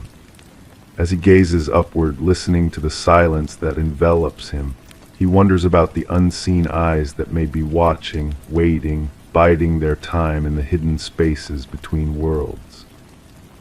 Story 12, a pocket dial, a mere accident of technology static, muffled sounds that almost went unnoticed by the operator until a voice broke through the chaos. A woman's voice, filled with urgency and fear, whispered, "He's here." And then silence descended once more. The mysterious call originated from an empty house, a dwelling left to decay for years, its secrets buried deep within its walls. There were no signs of forced entry, no disturbances to suggest a living presence. Yet in the midst of the abandoned kitchen, amidst the layers of dust that coated every surface, there sat a phone, its screen eerily aglow. The call had been made mere minutes ago, a fact that sent a shiver down Detective Morgan Reed's spine as she played back the recording for the 5th time. The whisper lingered, haunting her with its desperation, its terror, its impossibility. This forsaken property had once belonged to the Sullivan family, until they fled after a devastating fire ravaged the west wing of their home. No one had inhabited the house since their departure. The caretaker, a faithful soul who visited monthly, adamantly claimed that no intruders had trespassed within its walls. "Background check on the number," Morgan inquired of her partner, Detective Walsh. The answer revealed that the number was registered to Catherine Sullivan, the deceased daughter of the former residents. Catherine had perished in a tragic car accident 3 years prior. Morgan gazed at the phone enclosed in an evidence bag, a perplexing piece of a puzzle that refused to fit together. A deceased woman's phone making calls from a deserted abode defied logic. The dust on the counter was disturbed only beneath the phone, as though it had materialized there out of thin air. The forensic team's efforts yielded no tangible leads, no identifiable fingerprints on the device, no footprints to trace a path to or from the house. The doors remained locked, the windows sealed shut. And yet, the heart of the investigation lay within those 11 seconds of static, of breath, of 5 chilling words. Voice analysis confirmed that the whispered message matched Catherine Sullivan's voice from archived videos with an astonishing 98% certainty. The timestamp of the call aligned precisely with the moment of Catherine's tragic passing, down to the minute. Morgan and Walsh delved into Catherine's past, interviewing all who had known her. Her father, now remarried, appeared genuinely bewildered. Her mother, living a solitary existence in a modest apartment, crumbled upon hearing the recording. "That's my Katie," she murmured. "She sounds so afraid." Catherine's former boyfriend, Mark Jennings, had an alibi for the time of the call. He had been working a night shift at the hospital, corroborated by numerous witnesses and security footage. Moreover, the house had stood empty. The call should have been an impossibility, and yet it had manifested. The investigation reached an impasse until a call from Catherine's mother reignited the flames of inquiry. "I found something among her belongings," she quivered. Katie kept a journal, the final entry. "Well, you must see it." Within the pages of the journal lay a narrative of Catherine's tumultuous relationship with Mark. It began with love, evolved into control and isolation, and culminated in fear. The last entry bore a chilling declaration. "He discovered my intentions to leave. His rage knows no bounds. If harm befalls me, it will not be accidental." Confronted once more, Mark's Fadev confidence crumbled under the weight of the journal's revelations. "You suspect me of harming Katie over mere words." He retorted, "That is not evidence." Morgan pointed out, "The accident report places you at the scene before emergency services arrived." Mark's complexion paled. "I was worried when she failed to appear. I went in search of her. Her vehicle veered off a secluded road. How did you pinpoint her location?" His response faltered. "I already told you I was concerned." Revisiting the accident site, investigators ordered ground-penetrating radar scans, leading to a startling discovery: Catherine's actual phone, buried 20 feet from the crash site. The phone found in the house was merely a decoy stored at her parents' residence. Analysis of the buried phone unveiled deleted messages exchanged between Catherine and her sister on the night of her demise. Mark has uncovered my plans to leave. He's tailing me in his car. And later, he's forcing me off the road. Upon reviewing the autopsy photographs, the medical examiner identified defensive wounds on Catherine's hands and bruising patterns indicative of strangulation evidence that contradicted the narrative of a mere car crash. When the police moved to apprehend Mark, they discovered his absence. His apartment, however, revealed a shrine dedicated to Catherine photographs, stolen mementos from her family, and clippings chronicling her death. Among his possessions lay audio editing software and scripts detailing the fabrication of the ghost call, a macabre charade designed to perplex investigators and torment Catherine's grieving loved ones. The inquiry broadened to encompass other cases involving Mark, where 2 additional young women had met suspicious ends, both deemed accidental, both romantically linked to him. 6 days into the manhunt, officers spotted Mark's vehicle parked outside the Sullivan residence. Inside, they found him seated in the kitchen, fixated on a phone identical to Catherine's. Upon his arrest, he offered no resistance.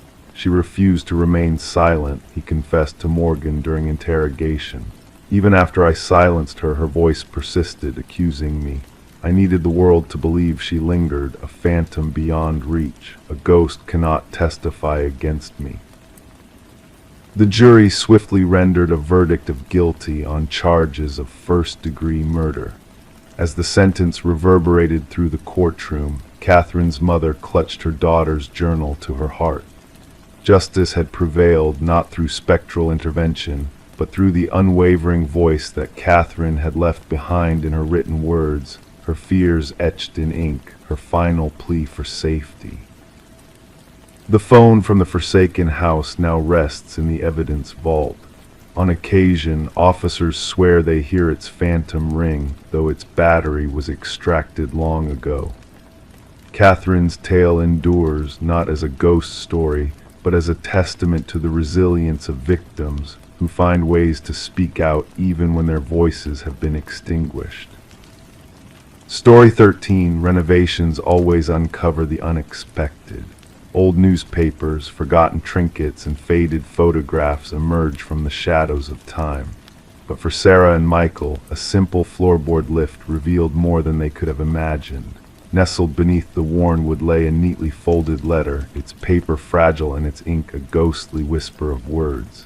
The message etched on the page sent shivers through their souls. Don't trust the one who knocked. Before they could absorb the gravity of the cryptic note, the ominous echo of 3 sharp raps reverberated through the silent house, a chilling punctuation to their discovery. Intrigue laced with fear gripped their hearts as Detective Alina Reed arrived on the scene, her seasoned hands carefully retrieving the mysterious letter from its hidden chamber. Sarah and Michael, unwitting participants in a tale woven long before their time, recounted the eerie knocking that had plagued them. Detective Reed delved into the murky past of the Victorian-era home, tracing its lineage back to the enigmatic Hargrove family. The house, once a sanctuary of ornate beauty, now harbored secrets that stirred the dust of the past.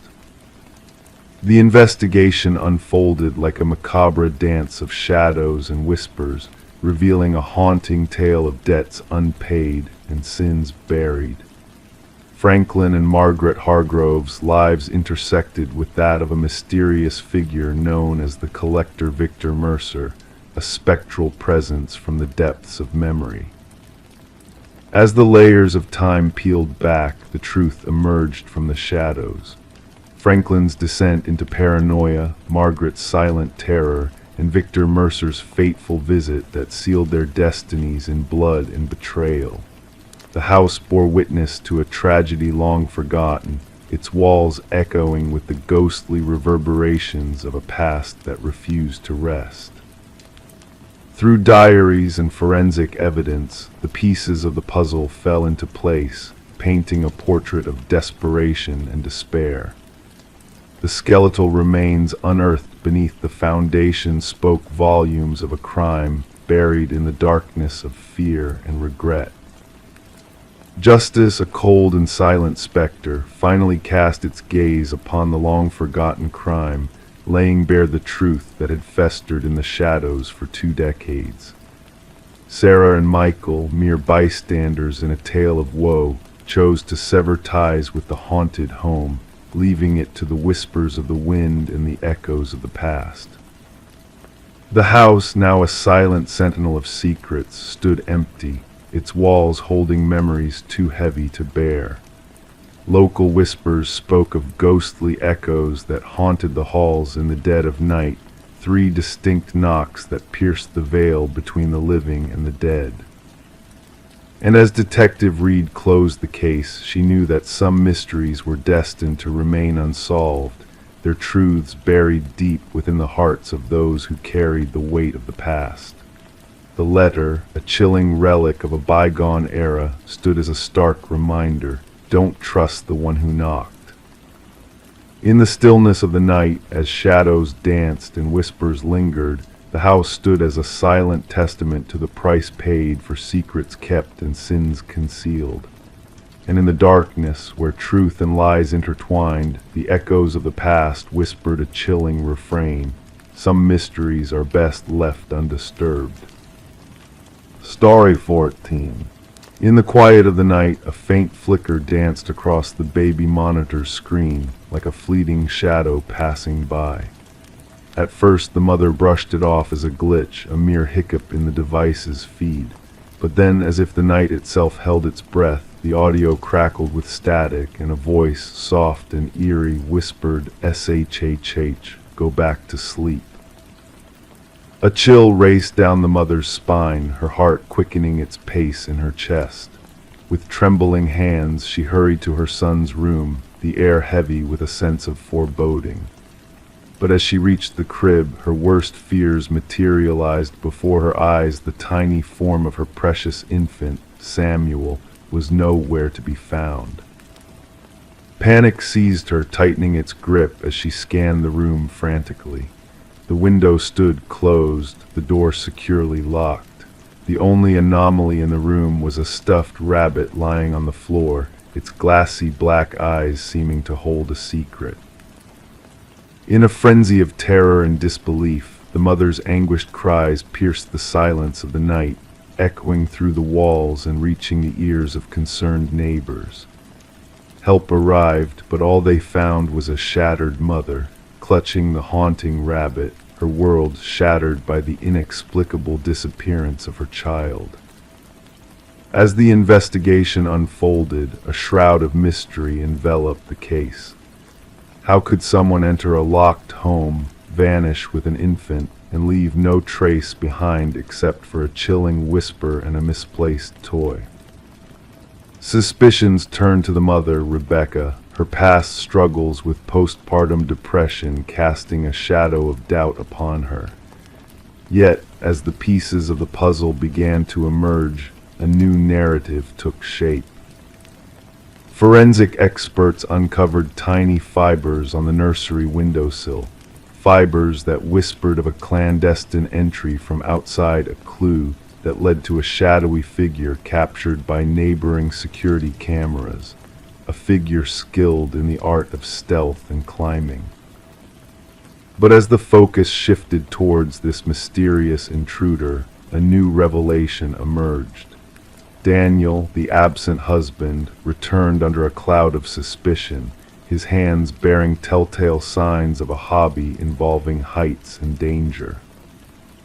As the layers of deceit unraveled, a web of betrayal and deceit unfurled before the investigators' eyes. Financial records hinted at a dark motive, an insurance policy taken out on Samuel's life, secret calls made to an unknown number. The truth, elusive and chilling, finally came to light. The baby monitor, a silent witness to the night's events, had been manipulated, its signal hijacked by unseen hands. And in a basement, a woman named Elaine was discovered, cradling Samuel in her arms, her eyes vacant and haunted. The threads of the past intertwined in a tapestry of tragedy and loss. Elaine, Daniel's first wife, driven by grief and obsession, had orchestrated the abduction in a twisted bid to reclaim what she had lost. As the trial unfolded, the courtroom held its breath, listening to the haunting whispers of the baby monitor, the faint cough of a man caught in his own web of lies. Justice was swift and decisive as Daniel and Elaine faced the consequences of their heinous crimes. Rebecca, scarred but resilient, found solace in a new beginning, far from the shadows of the past. Samuel, unaware of the darkness that once enveloped him, grew up in the embrace of a mother's love, the stuffed rabbit a silent sentinel of the truth, locked away in a box of memories. And as the world moved on, cautionary tales echoed through the land, reminding parents of the dangers that lurked in the digital shadows, of the fragility of innocence in a world where whispers could hold the key to unspeakable horrors. In the hush of the night, as sleep claimed the weary souls, the tale of the baby monitor and the whispered voice lingered, a haunting reminder of the thin veil that separates the realms of safety and darkness. Story 15. The real estate listing made no mention of a basement, and the blueprints revealed no trace of it. Yet, as the family removed the worn carpet, they uncovered a hidden door beneath it. A hefty, rusted handle beckoned to be opened, requiring the strength of 3 to reveal the mystery that lay beyond. A rush of stale air, heavy with the essence of damp earth, greeted them as they descended the steps into darkness. Expecting to find storage, they instead stumbled upon a solitary chair, illuminated by a swaying light bulb above, and on the wall behind the chair, a series of photographs depicting them, images captured from within the confines of their own home. The Mercer family had settled into the suburban residence amidst the winter's early darkness, the naked trees of the neighborhood standing stark against the cold sky. They had admired the 2-story structure with its weathered siding and creaking floors, believing it to possess character and history. Little did they realize the depth of history the house harbored, or the chilling convergence it would have with their present. Detective Sarah Connors arrived at the scene accompanied by her partner, finding the crime scene unit already at work securing the area with fluttering yellow tape.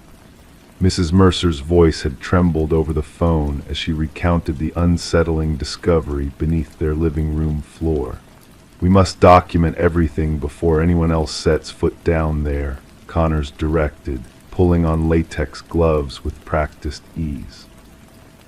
Flash after flash of the camera illuminated the stairwell as the forensic team meticulously captured the eerie scene.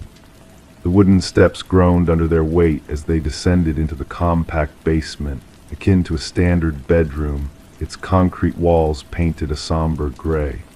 The solitary chair stood firmly bolted to the floor at the room's center, beneath the harsh glow of the bare bulb that cast elongated shadows across the space. Yet it was the lineup of photographs on the wall that seized their attention, 37 images meticulously arranged in chronological order. "These go back nearly 4 weeks, noted Connor's partner, studying the timestamps inscribed on the reverse of the prints. "Look at this one, Mrs. Mercer asleep on the couch, Mr. Mercer at the kitchen table, the children in their rooms." Investigations unveiled no signs of forced entry, no evidence of intrusion. The security system had remained silent, nothing tangible had been pilfered, privacy had been breached, along with any sense of security the family had harbored. Forensic examination revealed multiple fingerprints throughout the basement, predominantly linked to past owners of the property. A troubling pattern emerged, with the house changing hands 6 times within the past decade, each family departing within a year, selling at decreasing prices. None had ever mentioned the existence of a basement. "We must interview every previous owner," Connors ordered, flipping through her notepad. As they delved deeper into the property's past, the case grew increasingly disconcerting. Discrepancies surfaced in the property records, blueprints altered between sales, permits submitted and retracted, inspection reports redacted extensively. A breakthrough occurred during the interrogation of the contractor who had renovated the house 7 years prior. His complexion paled upon seeing photos of the basement. "That room is non-existent," he insisted, hands quivering.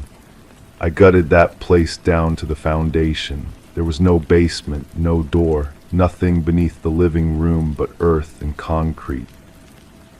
Extraction of data from a concealed memory card found within the light fixture revealed countless additional images, not solely of the Mercers but of former families as well.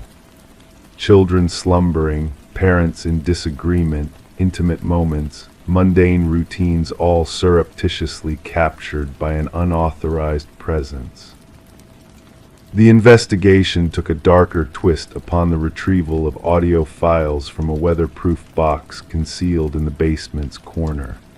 Conversations held in the master bedroom, kitchen, living room echoed through the recordings.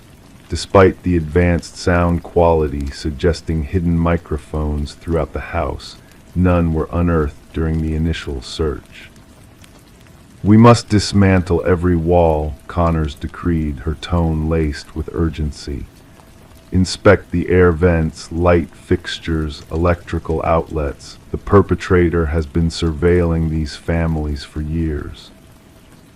Beyond the wall of photographs, investigators uncovered a narrow passageway leading to a diminutive monitoring station. A desk, a chair, a laptop linked to an array of wireless cameras, and a journal brimming with meticulous observations concerning each family that had inhabited the residence, their routines, their schedules, their disputes, their weaknesses. The script mirrored samples from the original builder of the property, a man by the name of Edward Kelvin.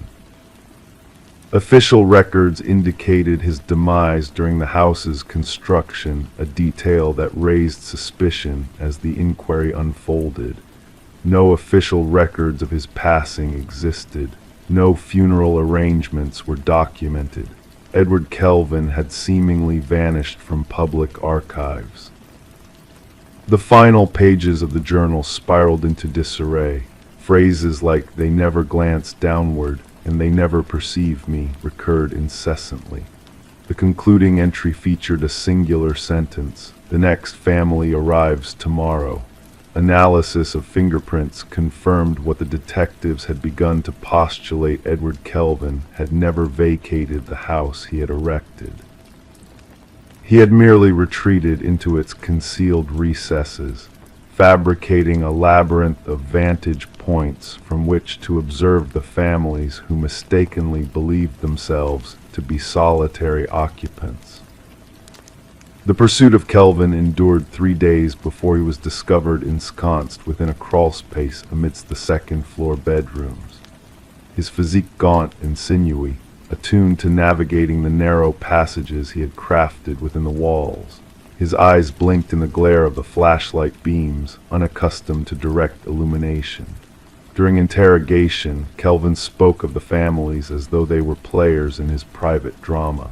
He narrated their lives with the detached precision of a scientist monitoring specimens. He had refrained from physical contact, theft, or direct intervention into their lives. He had solely observed, recorded, documented. "They welcomed me in," he informed the investigators, his voice tranquil and rational. "They signed the deeds, they became mine." Psychological assessments concluded that Kelvin suffered from severe delusions, perceiving himself as a custodian of the house rather than an intruder. The families were transient guests in what he deemed his everlasting abode. The Mercer family never returned to the residence. Like their predecessors, they abandoned their possessions, salvaging only what fit into their suitcases. The house stood deserted as the legal proceedings unfolded. The trial unveiled the full scope of Kelvin's surveillance network, hidden chambers accessible solely via crawl spaces, observation points integrated into the very framework of the structure, all meticulously devised prior to the initial brick being laid. Upon the jury's verdict, Kelvin exhibited no reaction.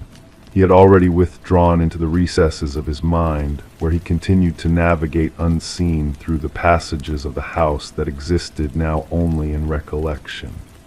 The estate was eventually razed, the earth beneath it excavated and restored. However, for the families who had inhabited the space, the violation persisted. They remained haunted not by what had been taken from them, but by what had lurked unbeknownst to them, observing, eavesdropping, recording their most intimate moments from within walls they had trusted to offer protection. At times, in hushed instants, they caught themselves glancing upward at air vents, light fixtures, the meeting points of walls and ceilings, pondering if they were truly alone now, pondering if they ever had been. Story 16. The old wooden plank gave way under her weight, shifting ever so slightly, catching her attention in the silence of the house. Intrigued, she knelt down, her fingers tracing the edges of the loose board, sensing a hidden depth beneath the surface. Carefully, she lifted the boards, unveiling a dark, narrow cavity beneath the house, shrouded in mystery. At first glance, all she could see was dust and cobwebs, but as her eyes adjusted to the dim light, shapes began to materialize in the shadows: a mattress, a chair, and tucked away in the corner, a weathered notebook filled with her name, written over and over again. Detective Morgan Reed stood quietly behind Sarah Coleman, observing the mix of fear and curiosity in her eyes as she peered into the hidden chamber beneath her new home. It wasn't just about uncovering a secret room. It was about the violation of her safety, the intrusion of something sinister into what was supposed to be a fresh start for her. "Don't touch anything else." Detective Reed's voice was calm, yet commanding as she shone her flashlight into the concealed space, revealing walls adorned with surveillance photos of Sarah captured in her daily routines, unsuspecting of the watchful eyes that had been following her every move. Sarah had purchased the quaint cottage from the estate of Walter Green, an elderly man who had passed away with no known next of kin. The property, vacant for months, seemed like a charming fixer-upper on the surface. No mention of the hidden room or its unsettling contents had been made during the sale. "I never met him, the previous owner," Sarah murmured. "The neighbors said he kept to himself. I thought that basement was sealed off long ago. The inspection report never mentioned this." As crime scene investigators arrived, their tools clattering against the wooden floors, they meticulously documented the eerie findings, photographing, collecting evidence, and eventually removing the mattress, chair, and notebook from the concealed space. Forensic analysis later revealed a multitude of fingerprints belonging solely to Walter Green, painting a haunting picture of his obsession with Sarah. The timeline reconstructed by investigators was chilling. Walter had been fixated on Sarah for years before his death, blending seamlessly into her life while remaining a complete stranger to her. The department's psychologist shed light on the escalating nature of such fixation, hinting at darker intentions that could have unfolded from the hidden room. Detective Reed's inquiries led her to a former colleague of Walter's, a man who nervously divulged snippets of Walter's fixation on Sarah, hinting at possessiveness and delusional declarations of belonging. A key found in Walter's workplace locker opened a storage unit filled with replicas of Sarah's past life furniture, personal belongings, all meticulously arranged in eerie detail, a twisted shrine to his fantasy of being together with her. It was uncovered that Walter's past held a history of obsession and delusion, rooted in untreated mental health issues that resurfaced upon encountering Sarah. The revelation of his intentions to confine her, to make their twisted connection a reality, sent shivers down the spines of all involved in the investigation. Sarah made the decision to part ways with the house, unable to shake the feeling of being watched, of the unseen presence that had lingered beneath her feet. As she stood in the empty living room one final time, she pondered the what-ifs and shuddered at the thought of what could have transpired if she hadn't discovered the hidden room in time. The case closed with Walter's demise, labeled as stalking with intent to abduct, a chilling reminder of the fragility of safety and the darkness that can lurk in the most unexpected places. Sarah, now living far away, took precautions to safeguard herself, forever changed by the brush with a fate she narrowly escaped. The cottage changed hands, a new chapter unfolding for a young couple unaware of its unsettling past. The hidden room was sealed off, the shadows banished, but for those who knew the truth, the story of the room beneath the floor remained a cautionary tale of unseen dangers, of monsters that go unnoticed, and of lives that narrowly evade their grasp in the dead of night. Story 17, The Mystery Tape. The parcel had no return label, no tracking number. Just a weathered cardboard box, slightly damp from the morning dew. It wasn't intended for her address was correct, but the name was a stranger's. She could have easily disregarded it, left it untouched on the porch, but curiosity beckoned to her. She tore away the tape, anticipating books, clothes, something ordinary. Yet nestled inside was a VHS tape, accompanied by a lone sticky note that simply read, "Watch alone." Sarah Miller held the black plastic cassette in her hands, a sense of unease creeping over her. The weight felt off, burdened with an unseen gravity, as if concealing forbidden secrets. Her fingertips traced the worn edges of the tape, sensing the imperfections etched into the plastic casing. The handwritten note bore the imprint of urgency, each stroke filled with purpose. In the backdrop of her suburban neighborhood, a familiar symphony played out the distant bark of a dog, the laughter of children, the drone of a lawnmower. Life carried on, oblivious to the enigma that had arrived on Sarah's doorstep. She brought the mysterious package inside, placing it on her kitchen counter, uncertainty clouding her thoughts. The name on the box, Daniel Whitaker, meant nothing to her. In her years of residence, she had never come across that name. The previous occupants, the Johnsons, had long moved away to be closer to family.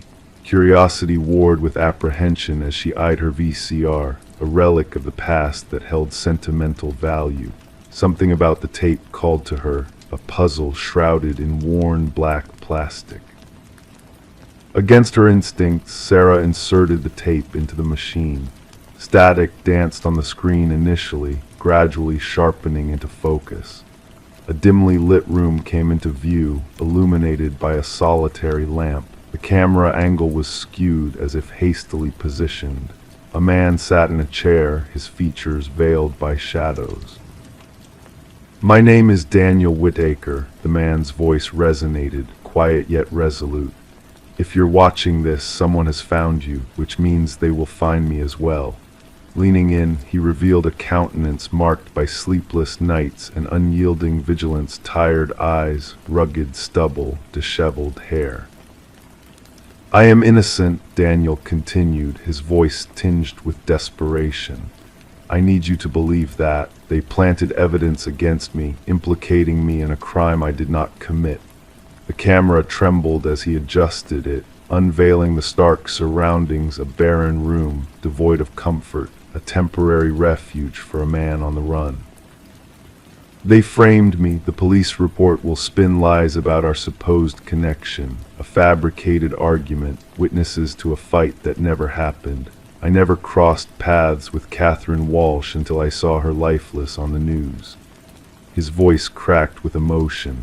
"Dead, murdered in her own home. and yet my DNA, my fingerprints, were inexplicably present at the crime scene. Detective Eliza Ramirez scrutinized the identical VHS tape on her desk, the fifth one to emerge.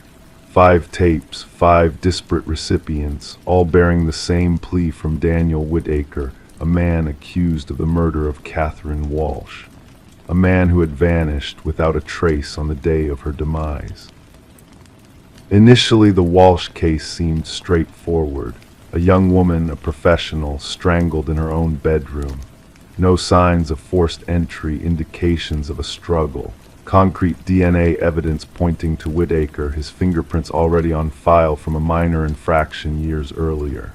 Witnesses placing a man resembling him near her residence in the days leading up to the tragedy. A clear-cut case until the tapes surfaced. The tapes add layers of complexity. Detective Ramirez recorded her thoughts. Whitaker is either orchestrating an intricate ruse or exposing a darker truth. She surveyed her evidence board, a smiling Catherine Walsh in photographs, grisly crime scene images too haunting to linger on, maps pinpointing the delivery sites of the packages, and at the center, Daniel Whitaker's driver's license photo beseeching. The investigation took a sharp turn when Ramirez unearthed Catherine Walsh's involvement in a whistleblowing case against PharmaCorp, a potent pharmaceutical entity with governmental ties. Walsh had stumbled upon discrepancies in their clinical trial data evidence of concealing severe side effects in a hastily approved drug. She was set to testify, a former colleague confided to Ramirez, casting furtive glances toward the door. Catherine possessed incriminating documents, proof of executive complicity in the cover-up. The trial was imminent. Inconsistencies began to surface. The DNA evidence seemed too precise, strategically placed in illogical spots at the crime scene. Witness statements appeared rehearsed, echoing identical phrases across diverse accounts. Surveillance footage from adjacent buildings mysteriously corrupted during the crucial time frame surrounding the murder. 3 days after the tape, Sarah Miller received a second package. This one held a trove of documents, clinical reports, internal communications, email transcripts, all from PharmaCorp, all bearing Catherine Walsh's digital imprint. Each piece of evidence corroborated her suspicions. The focus of the investigation pivoted. Detective Ramirez connected with the other recipients of the tapes, assembling Whitaker's breadcrumb trail.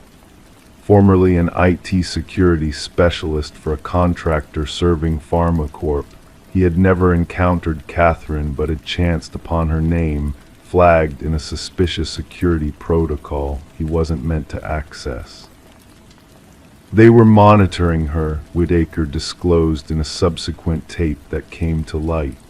I stumbled upon their surveillance directives in the system. They were aware of her efforts to gather proof, and then I found myself locked out of the network. The following day she was dead, and I was painted as the perpetrator. The breakthrough in the case occurred when Sarah Miller discerned a crucial detail in her copy of the tape that had eluded others. A reflection in a window behind Whitaker revealed a line of storage units. Collaborating with Detective Ramirez, they pinpointed the exact location. Within Unit 217, they unearthed a treasure trove, Whitaker's journal chronicling the conspiracy, Catherine's original evidence cache, and most damningly, intricate plans to incriminate Whitaker, inscribed in the handwriting of PharmaCorp's head of security, a former police officer with access to evidence handling protocols. Justice was not swiftly dispensed through a dramatic arrest, but through the methodical accumulation of irrefutable proof. 3 executives faced indictments. The security chief confessed, agreeing to testify against his superiors. The drug in question was withdrawn from consideration. Daniel Whitaker emerged from the shadows, hollow-eyed and transformed by his time as a fugitive. Charges against him were dropped, though the ordeal had left an indelible mark.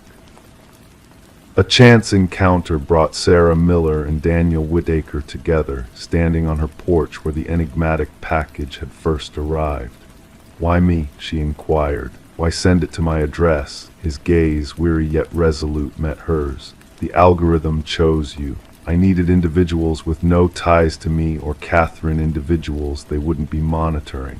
People who could still rely on their own judgment amid the accusations." The erstwhile suspect and the unwitting witness shared a moment of silence, contemplating the fragile boundary between truth and manufactured deceit. Finally, Sarah spoke. The incorrect address turned out to be precisely the right one. The VHS tapes were cataloged as evidence, tangible reminders that sometimes truth arrives in unforeseen packages, bearing unfamiliar names, awaiting the inquisitive soul willing to delve deeper. Story 18. The mysterious box lay hidden beneath layers of forgotten memories in the attic of an old house, untouched by time and neglect. Among the dusty relics inside were faded Polaroids capturing moments of joy and celebration, a glimpse into the lives of strangers long gone. But one photograph stood out, shrouded in an eerie aura of the unknown. In this particular image, a family sat in a familiar living room that belonged to Rebecca, the current resident of the house. However, the family in the photo was not hers.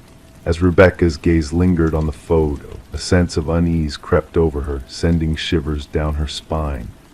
The figures in the picture smiled obliviously at the camera, unaware of the lurking presence standing in the shadows behind them, a dark figure observing their happiness from afar. Descending the creaking stairs with the unsettling photograph in hand, Rebecca felt the weight of the house pressing down on her, the emptiness and silence becoming suffocating. Placing the photo on her kitchen counter, she scrutinized it under the harsh light, noting the uncanny resemblance between her home and the strangers captured in the frame.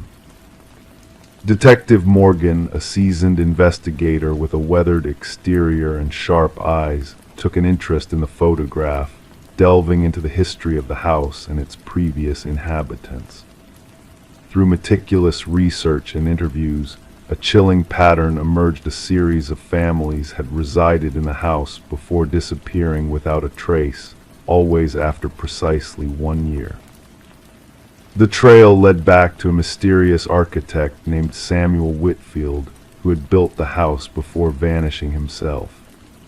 As the investigation unearthed dark secrets hidden beneath the house, a grisly discovery awaited them in the basement, a macabre collection of preserved bodies belonging to the missing families, each captured in photographs taken by a sinister presence. Rebecca, now under police protection, uncovered a hidden crawlspace in the attic, revealing a disturbing sanctuary where the enigmatic watcher had kept vigil over the unsuspecting families. A journal left behind hinted at a sinister plan unfolding, signaling a chilling realization for Rebecca. As the investigation continued, a sense of foreboding lingered over the vacant house, its walls holding onto the memories of the past. The whereabouts of Samuel Whitfield remained a mystery, his existence blurred between reality and legend. And in the darkness, new photographs developed, capturing the lives of unsuspecting families as a silent watcher waited in the shadows, ready to strike once more. The truth remained elusive, hidden within the walls of the house, as those who sought to unravel its mysteries found themselves ensnared in a web of darkness and deceit. The legacy of Samuel Whitfield lived on, a haunting presence that lingered in the shadows, watching, waiting, and ready to claim its next victim. Story 19. In the quiet town there existed a house forgotten by time, nestled at the edge of the whispering woods. Its presence was a mystery, its windows cloaked in darkness, and its porch weary from the weight of years gone by. No one laid claim to its ownership, and the origins of its construction faded into the mist of memory. The townsfolk, in their hushed conversations, never dared to utter a word about the house that stood alone. One day, a group of hikers, drawn by curiosity or perhaps by fate, wandered too close to the enigmatic dwelling. As they approached, a shiver ran through their souls, for etched deep into the wooden siding were names that seemed to pulse with a silent warning. The list of names cascaded down the eastern wall, each marking a soul long gone, lost to the mysterious embrace of the forest. And at the very bottom, fresh and untouched by time, was a name that none among them recognized. A hush fell over the group as one of them, voice trembling with disbelief, whispered, "That's mine." When the night draped its shadows over the land, a call pierced through the darkness, finding its way to the ears of the dispatchers. It was Mason Wright, the lead hiker who had stumbled upon his own name carved into the abandoned house. The responding officers, expecting a routine trespassing incident, ventured forth into the unknown, unaware of the chilling enigma awaiting them. Detective Sarah Keller arrived at the scene as the night whispered secrets to the forest. Her flashlight cut through the obscurity, revealing the weathered facade of the house. The names, 27 in total, lined the wall like silent sentinels of the past. Some names had faded into oblivion, blending with the aged wood, while others retained a sharpness as if freshly etched. And there, at the end of the haunting list, was Mason Wright, the carving still kissed by the scent of sawdust. "I've never set foot in this place before," Mason declared, his breath forming misty clouds in the cold air. "How could my name be etched here, unknown to me?" Thus began the investigation, each name on the wall a portal to a haunting tale of vanished souls. Background checks unveiled a spine-chilling truth. Every name belonged to a person reported missing in the past 40 years, lost to the unforgiving embrace of the woods. Some cases lingered in the frigid embrace of uncertainty, while others remained open wounds in the hearts of loved ones. Forensic analysts meticulously documented each carving, unraveling the intricate web of time and tragedy woven into the wooden facade. The name Rebecca Hanson, the eldest among them, whispered a tale of a young woman who had ventured into the woods decades ago, never to return, leaving behind only a solitary boot by a murmuring stream. As Detective Keller delved deeper into the mystery, Mason's story remained a steadfast beacon of confusion and innocence. He professed no ties to the area, his connection to the other names on the wall a riddle unanswered by logic or reason. The focus of the investigation shifted to Mason's companions, each shadow cast upon the trail under scrutiny. Emily Chen, the group's photographer, presented images captured during their fateful hike. Amidst the snapshots, a specter lingered, a blurred figure, tall and ethereal, haunting the periphery of the frames. "We walked alone on that trail," Emily insisted, her voice tinged with uncertainty. "There was no one, yet someone was there." Detective Keller, guided by an unyielding resolve, led a team into the depths of the abandoned house. Dust danced in the air, veiling the forgotten remnants of a life left behind. But in the bowels of the structure, a chilling truth awaited discovery. Personal effects of the missing hikers lay arranged with macabre precision on wooden shelves in the basement. Watches frozen in time, backpacks laden with memories, cameras capturing ghosts of the past, wallets bearing silent witness to bygone days, all tagged with names that echoed on the wall outside. The air grew heavy with the weight of loss and unanswered questions. As the investigators combed through the relics of sorrow, a grim tableau emerged, a canvas painted with bloodstains, a mosaic of years concealed beneath layers of attempted erasure. The cadaver dogs, with their mournful howls, hinted at secrets buried beneath the earth, where the forest whispered its ancient laments. Amidst the gathering storm of revelations, Mason's demeanor began to fray at the edges. Whispers danced at the edge of his awareness, footprints marked a haunting path to his door, and unseen eyes cast their gaze upon him from the shadows. The thin veil separating reality from nightmare grew ever thinner, prompting the authorities to assign him a guardian in the shadows. A breakthrough, like a shard of light piercing the gloom, came with the unearthing of buried records in the annals of the county. The house, once belonging to a reclusive hunter named Victor Blackwood, cast a long shadow of suspicion upon the unfolding saga. An enigma of tall stature and cryptic silence, Blackwood's disappearance 15 winters past had never met the scrutiny of the law. Armed with a warrant and a resolve as unyielding as the roots of the forest, Detective Keller led a search into the heart of the woods, where secrets lay buried beneath the fallen leaves and whispered truths of the trees. The hunters became the hunted, as a hidden network of blinds bore witness to the predatory dance of a man consumed by shadows. Within the depths of one such blind, a journal whispered the twisted chronicles of Victor Blackwood, the hunter turned harbinger of darkness. His words painted a chilling portrait of a predator stalking human prey, their names etched in his ledger of doom. The manhunt surged across boundaries, a symphony of pursuit echoing through the haunted woods. Yet the shadows held their secrets close, weaving a tapestry of fear and uncertainty. Mason, a specter in his own right, vanished into the night, leaving behind only a cryptic message carved upon his chamber wall. The hunter becomes the hunted. The search for Mason, an echo in the labyrinth of shadows, stretched into the yawning maw of time, relentless in its pursuit of an elusive truth. And in the heart of Blackwood's house, a revelation awaited, concealed behind a veil of deception. A hidden workshop, a shrine to the macabre art of the unseen, unveiled its secrets to the trembling hands of the forensic technicians. Woodworking tools whispered tales of creation and destruction, jars of preservatives held the essence of a twisted legacy, and a freshly carved name stood as a grim testament to a fate intertwined with the shadows. Detective Keller, a lone sentinel in a realm of whispers and shadows, set her gaze upon the house, now a fortress of dread and anticipation.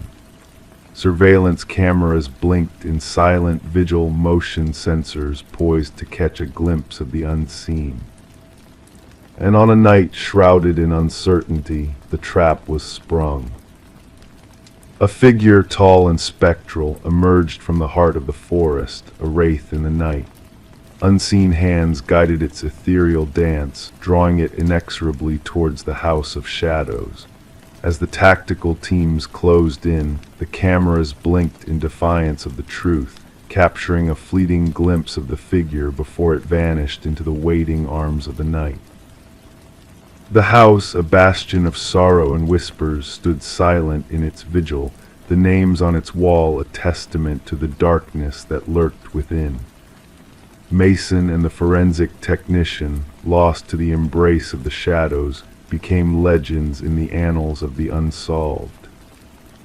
The investigation, a tapestry woven with threads of fear and mystery, continues to this day. New disappearances echo through the forest, their names begging to be spoken yet eternally silenced by the weight of the past. The house, a relic of forgotten horrors, stands as a solemn reminder of the mysteries that dwell in the unseen corners of the world.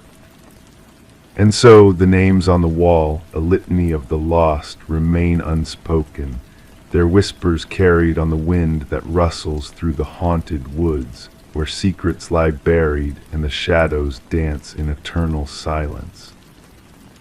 Story 20. It arrived in the mail, wrapped in a plain envelope with no return address. A single brass key worn with time. The homeowner didn't recognize it, but something about it felt familiar. When she slid it into every lock she owned, nothing turned. It wasn't hers. But when she placed it on the coffee table, the old grandfather clock in the hallway let out a single, hollow chime despite having been broken for years. Sarah Miller reported the strange occurrence to authorities after finding the mysterious key. What seemed like an odd mishap soon unraveled into one of the most disturbing criminal investigations the quiet suburban neighborhood had ever witnessed. The responding officer initially dismissed her concerns. A key in the mail, perhaps a mistake, he suggested, but Sarah insisted something felt wrong. The officer reluctantly took the key as evidence, mostly to appease her, placing it in a small evidence bag that would later become central to a sprawling investigation. Detective Robert Harmon received the case file during the morning briefing. A veteran investigator with the Special Victims Unit, he had developed an intuition for cases that would evolve beyond their seemingly innocuous beginnings. The brass key sat on his desk, unremarkable yet somehow unsettling. Background checks revealed Sarah had no criminal history. A retired high school English teacher, widowed, with 2 adult children living across the country. Nothing suspicious in her financial records, phone logs, or social media. She appeared to be exactly what she claimed, an innocent recipient of something strange. The forensic team found no fingerprints on the key besides Sarah's. The envelope yielded nothing except a generic postmark from the regional distribution center. No DNA, no trace evidence. The key itself was a standard Schlage, available at any hardware store, though well-worn and at least several years old. The breakthrough came unexpectedly when Detective Harmon decided to run the key's unique bidding pattern through the department database. A cold case from 7 years prior had documented an identical key pattern belonging to a storage unit where investigators had found blood-stained carpet, cutting tools, and photographs of unidentified women. The original investigation had stalled without sufficient evidence to identify a suspect. Harmon pulled the dusty case files. The detective who had worked the case had since retired. The storage unit had been rented under a false identity, paid in cash. Surveillance footage had long been overwritten. The evidence collected had yielded partial DNA samples, but no matches in any criminal database. The photographs recovered from the storage unit showed 5 different women, all appearing unconscious. Only 3 had been identified during the original investigation, all reported missing but never found. Their cases remained open, classified as suspected homicides without bodies. Sarah Miller recognized none of the women when shown the photographs. She grew increasingly anxious as the investigation proceeded, installing new locks and a security system in her home. The question lingered, why had someone sent her this key? Harmon ordered a fresh analysis of the original evidence using newer techniques. The partial DNA sample was expanded and run through genealogical databases. This yielded a distant familial match, a second cousin twice removed from the suspect. Working backward through family trees, investigators narrowed their focus to Harold Jenkins, who had lived 2 streets away from Sarah Miller until moving away approximately 6 years ago. His current whereabouts were unknown. Further investigation revealed Jenkins had been a substitute teacher at the same school where Sarah taught, though they had minimal documented interaction. His employment records showed scattered work history, long unexplained gaps, and frequent relocations. His former residence yielded nothing unusual upon inspection.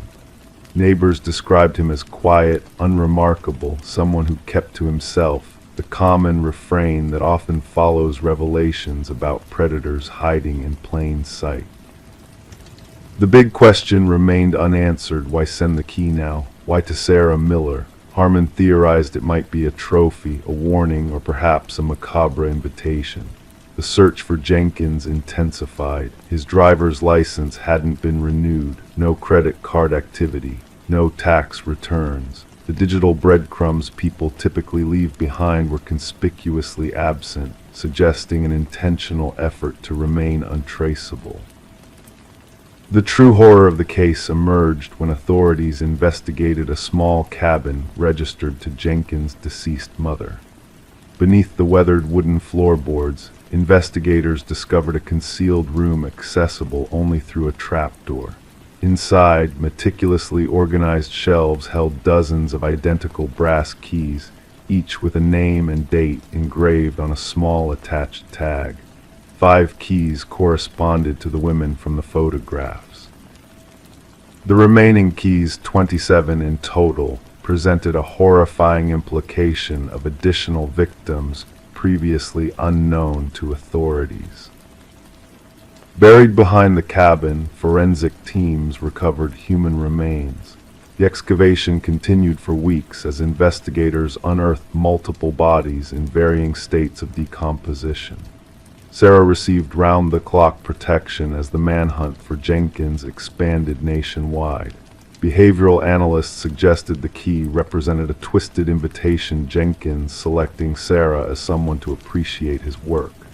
The press dubbed him the Keymaster, a name that spread rapidly across national headlines. Fear permeated the community as residents questioned how such horror had existed among them undetected. Detection dogs tracked a scent from the cabin into the surrounding wilderness. Search teams combed dense forest areas. Thermal imaging drones scanned terrain too dangerous for ground teams. The manhunt became one of the largest in regional history. A wildlife photographer hiking in remote woods captured an image of someone matching Jenkins' description. The grainy photograph showed a bearded man with hollow eyes carrying a backpack, heading deeper into the wilderness. Authorities closed in on the area, establishing a perimeter. Tactical teams navigated difficult terrain while psychological profilers predicted Jenkins would not surrender. They anticipated he might have prepared for this contingency with hidden supplies and escape routes. The final confrontation occurred when a patrol officer encountered Jenkins attempting to cross a river. Rather than surrender, Jenkins retreated to higher ground, where he barricaded himself in an abandoned fire observation tower. Negotiators attempted communication for hours without response. When tactical teams finally breached the tower, they found Jenkins dead from a self-inflicted wound. Beside his body lay a journal containing detailed accounts of his crimes, alongside a single brass key identical to the one Sarah had received. Inside a waterproof container, investigators discovered additional evidence, including photographs, maps marking burial locations, and personal effects taken from victims, a methodically preserved record of atrocities spanning nearly a decade. The journal's final entry addressed Sarah directly. "You never noticed me, but I noticed everything about you. The key opens nothing because what I wanted to give you cannot be unlocked with metal, only with recognition. Now everyone will remember my name." The subsequent investigation identified 32 victims in total. Families who had spent years wondering about missing loved ones finally received answers, though the closure came with the unbearable weight of confirmed tragedy. Sarah never returned to her home, unable to reconcile the horror that had brushed so close to her ordinary life. The grandfather clock that had mysteriously chimed was examined and found to contain a small wireless receiver Jenkins had been watching, waiting for the moment she received his gift. The case remains one of the most disturbing examples of predatory behavior hiding beneath a veneer of normalcy. Psychological researchers continue studying Jenkins' writings, seeking insights to identify similar offenders before they act. And somewhere in an evidence locker, A collection of brass keys sits in silent testimony to lives cut short, each key opening nothing, yet unlocking a devastating truth about the darkness that sometimes hides behind unremarkable facades. Story 21: The Enigma of the Vanishing Man. The calf had been his sanctuary for as long as anyone could remember, his presence as constant as the morning sun. Same table, same order, same enigmatic silence. The barista recognized his face, but to all others he was a nameless specter. Then one fateful day he failed to materialize. Concerned whispers fluttered through the air like fallen leaves. When the authorities inspected his customary spot, they discovered a solitary wallet abandoned on the table. Inside lay a driver's license, bearing a face but devoid of a name or address, a void where identity should have resided. Detective Sarah Mercer found herself ensnared in the enigma as she pored over the surveillance footage once more. The figure in question, now dubbed John Doe in the annals of the case, appeared unremarkable on screen. Average in stature, nondescript in visage, clad in a navy coat and bearing a weathered leather satchel. His vanishing act defied logic, for there was nothing extraordinary about him to warrant such a mysterious disappearance. "Replay it," Mercer requested of the tech specialist. The footage unfolded like a silent film, John entering the cafe during the bustling morning hours, ordering his customary black coffee with no sweetener, and retreating to a secluded corner table shielded by verdant foliage. There he sat, extracted a notebook from his bag, and commenced writing. An occasional sip of coffee, a gaze out the window, mundane actions leading up to an extraordinary vanishing act. Placing his wallet on the table, rising, heading towards the restroom corridor, and then poof, he was simply gone. "Examine the restroom footage," Mercer urged. "There lies the conundrum," the specialist replied. "No trace of him entering any lavatory. Every camera angle scoured, yet he dissolved into the ether as if erased from existence." Back at headquarters, Mercer meticulously sifted through the wallet's contents spread across her desk. The driver's license photo matched the elusive man, yet the personal details were a cipher, concealed in blank spaces. Credit cards devoid of names, only cryptic numerical sequences that led to naught when traced. Neatly stacked currency, a coffee shop receipt dated 3 days prior, and a solitary business card, its surface blank save for a faintly printed phone number in muted gray ink. A call to the number yielded only silence, punctuated by the rustle of paper before disconnecting. The barista, a silent witness to John's daily rituals, offered sparse insights. He was a man of few words, courteous, a generous tipper, perhaps an accent, though his voice was as soft as a whisper in the wind. Mercer probed further, inquiring about potential acquaintances or conversations. The reply remained negative. John, a solitary figure eternally engrossed in his notebook. The notebook, a cryptic companion to his absence, lay open on the table beside the forsaken wallet. Its pages brimmed with inscrutable symbols and coded text, befuddling even the sharpest cryptographers. Architectural sketches of unfamiliar edifices adorned certain pages, structures unseen in the vicinity. Mercer dispatched officers to canvass the neighborhood with images of John Doe, yet recognition eluded them, missing person reports failing to align with his enigmatic presence. His fingerprints, an enigma in themselves, bore no match in any known database. It was as though he existed solely within the cafe's confines. Intriguing anomalies peppered the security footage, catching Mercer's keen eye. Each morning upon John's entry, a fleeting flicker danced across the timestamp. The specialist dismissed it as a technical glitch, but Mercer harbored doubts. Returning to the cafe, she settled at his customary table, a vantage point affording a vista of the entrance and the corridor leading to the restrooms. Suspended between them hung an ancient mirror, its ornate frame etched with symbols reminiscent of those adorning John's notebook. Upon the owner's arrival, Mercer probed about the mirror's history. That old thing, a relic older than memory, immovable as a mountain, requires two to budget. Has it ever been relocated for cleaning or redecoration? Mercer inquired. Never in my tenure. Why the interest? Mercer approached the mirror, her reflection bearing a subtle distortion, a depth beyond the norm. A touch to its surface yielded unexpected warmth, defying the chill one would expect.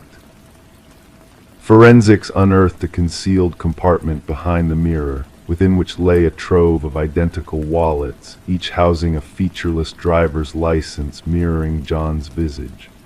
Nestled beside them, a leather-bound journal chronicling decades of entries scribed in a hand identical to the notebook's enigmatic text.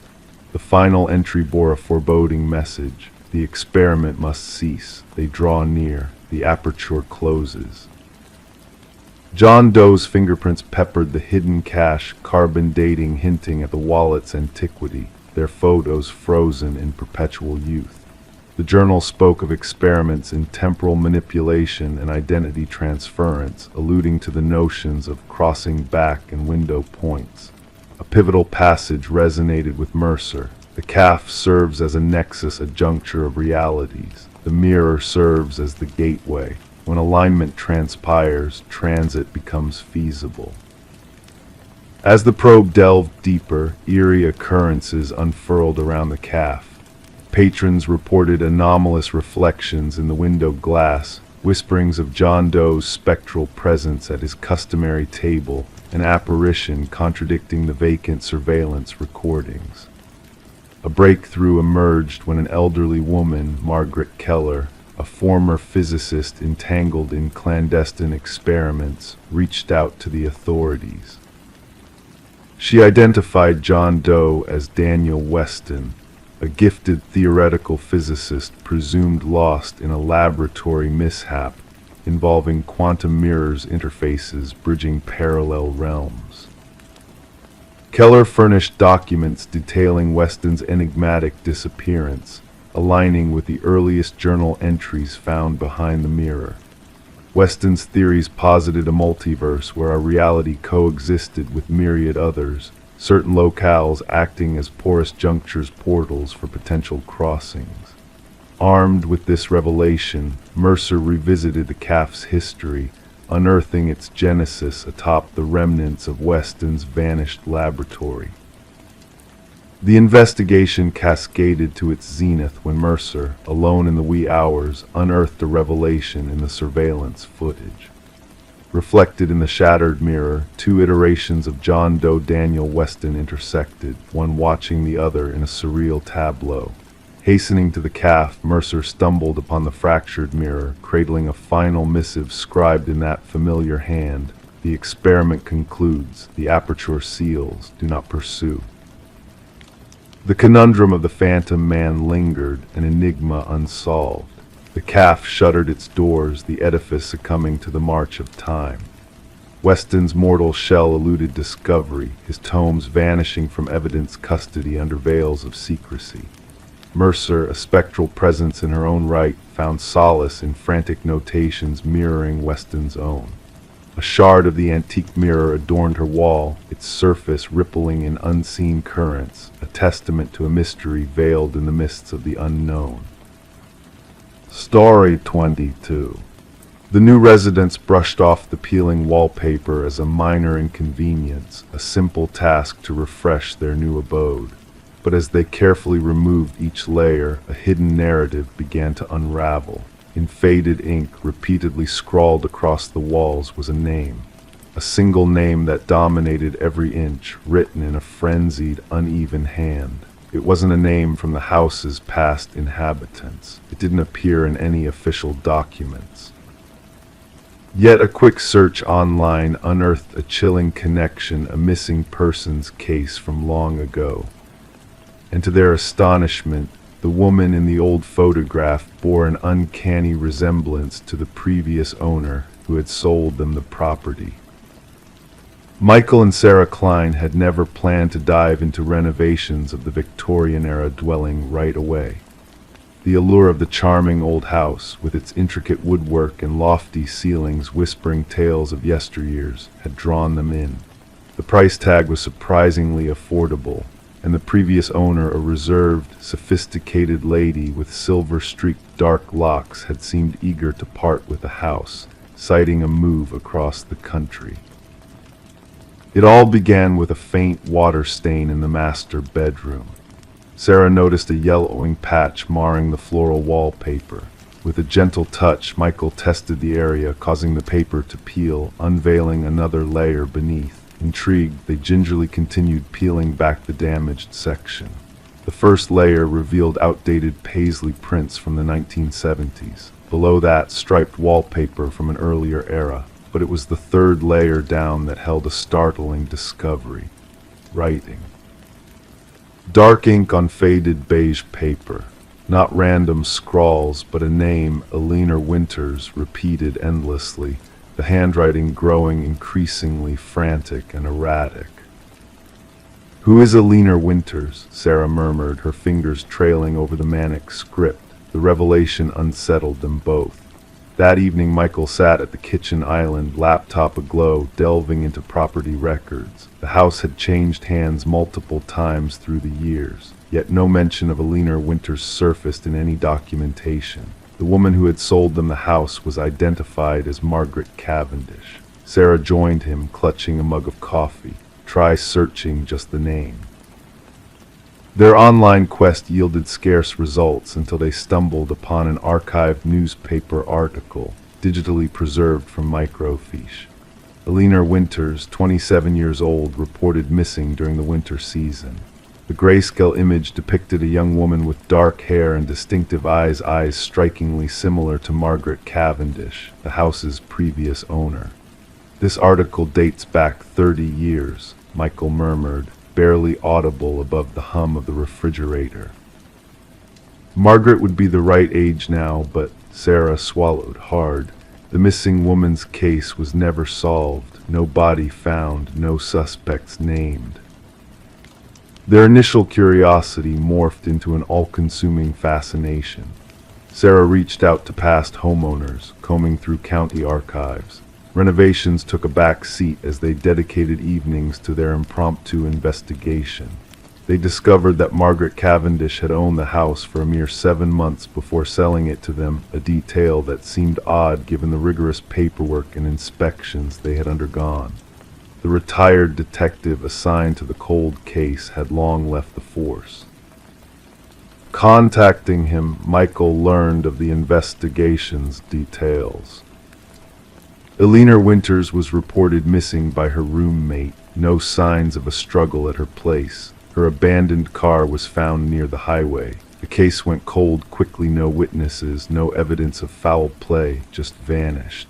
Michael hesitated before inquiring, "Did you ever speak with a Margaret Cavendish?" A heavy silence lingered over the line. "No, that name doesn't ring a bell. Why?" When they shared their findings and sent him side-by-side photos of both women, the retired detective promised to make inquiries. Soon after, a current detective reached out, seeking permission to inspect the wall, their home transformed into an active crime scene. Forensic teams meticulously documented and removed sections of the wallpaper.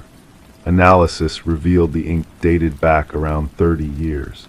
Handwriting analysts compared the wall inscriptions to samples of Alina's writing from old journals provided by her family. The results proved inconclusive. Meanwhile, Sarah stumbled upon a concealed space beneath the bedroom closet's floorboards. Inside rested Alina Winters' driver's license, along with several other IDs bearing different names. Each card displayed the same face with subtle alterations, varying hair shades, glasses, expressions. The ultimate ID, Margaret Cavendish, matched their home's cellar. However, when authorities tried to locate Margaret using the forwarding address she had given, they found it didn't exist. Her phone number was defunct. The bank account that received their payment had been closed. Margaret Cavendish had vanished, akin to Eleanor Winters decades before. A pivotal revelation arose, reshaping the investigation entirely. DNA testing of hair strands recovered from deep within the wall cavity matched Eleanor Winters. Yet fingerprints lifted from the writing matched a different profile altogether, one belonging to a psychiatric patient named Rebecca Eldridge, who had been institutionalized shortly after Eleanor's disappearance. Rebecca suffered from severe dissociative identity disorder. Escaping the facility multiple times, her medical records disclosed a disturbing detail: one of her documented alter egos identified as Eleanor. The inquiry unveiled that Rebecca had been Eleanor's childhood friend, fixated on her to the point of imitation. When Eleanor rebuffed her unsettling advances, something within Rebecca shattered. She assumed Eleanor's identity both literally and figuratively and crafted a complex tapestry of personas to sustain the facade. The name scrawled across the wall epitomized Rebecca's desperate bid to retain her grasp on reality, to recollect her true self buried beneath the fabricated identities. The wall metamorphosed into a blend of confession and incarceration, a tangible expression of her fractured psyche. Sarah and Michael observed from their porch as forensic teams excavated specific sections of their backyard, guided by ground-penetrating radar that pinpointed anomalies beneath the soil. The cold case had taken an unexpected turn. The unearthed remains belonged to Eleanor Winters. Rebecca Eldridge, known to Michael and Sarah as Margaret Cavendish, was eventually apprehended while trying to cross the border under yet another alias. Confronted with evidence, the persona posing as Margaret crumbled, yielding to another identity, one that admitted to Eleanor's murder, driven by jealousy. The names on the wall had served as both a tribute and an admission of guilt, penned by a fractured mind struggling to retain shreds of truth despite itself. Justice for Eleanor's family arrived 3 decades late. For Michael and Sarah, their idyllic home became infamous, a footnote in true crime lore, forever remembered as the house where the walls themselves whispered of a heinous act. Story 23: The Enigmatic House. She crossed the threshold into the abandoned Victorian, a haze of dust dancing in the stagnant air. The house stood frozen in time, its peeling walls and draped furniture telling tales of neglect. Each room she entered felt like a recurring dream with a peculiar twist. No matter which door she opened, it always led her back to the same parlor, like a haunting echo of the past. The only escape was the way she came, but when she turned, the front door had vanished into thin air. The presence of Morgan Pierce's lifeless body transformed the once-forgotten Victorian into a scene of intrigue and dread. Detective Sarah Lind stood at the doorway, observing as forensic experts moved silently through the dim interiors, their movements ghostly in the shadows. The house, known for its unsettling reputation of spinning compasses and unseen watchers, now held secrets far graver than mere superstitions. The initial assessment indicates she passed on roughly 3 days ago, the medical examiner murmured, his voice barely a whisper in the eerie stillness. It appears she succumbed to asphyxiation. Morgan was discovered seated serenely in an antique chair in the parlor, her posture poised as if awaiting a visitor, hands folded neatly in her lap. No signs of struggle, no marks of resistance. The scene exuded a quiet intensity that sent shivers down the spines of seasoned investigators. "Who stumbled upon the body?" Lind inquired, her gaze fixed on her partner. "A real estate agent showing the property to prospective buyers," came the response. They entered, caught sight of her figure, mistaking her for an intruder until they drew closer. The Victorian had remained uninhabited since the passing of its previous owner, Eleanor Blackwood, almost half a decade ago.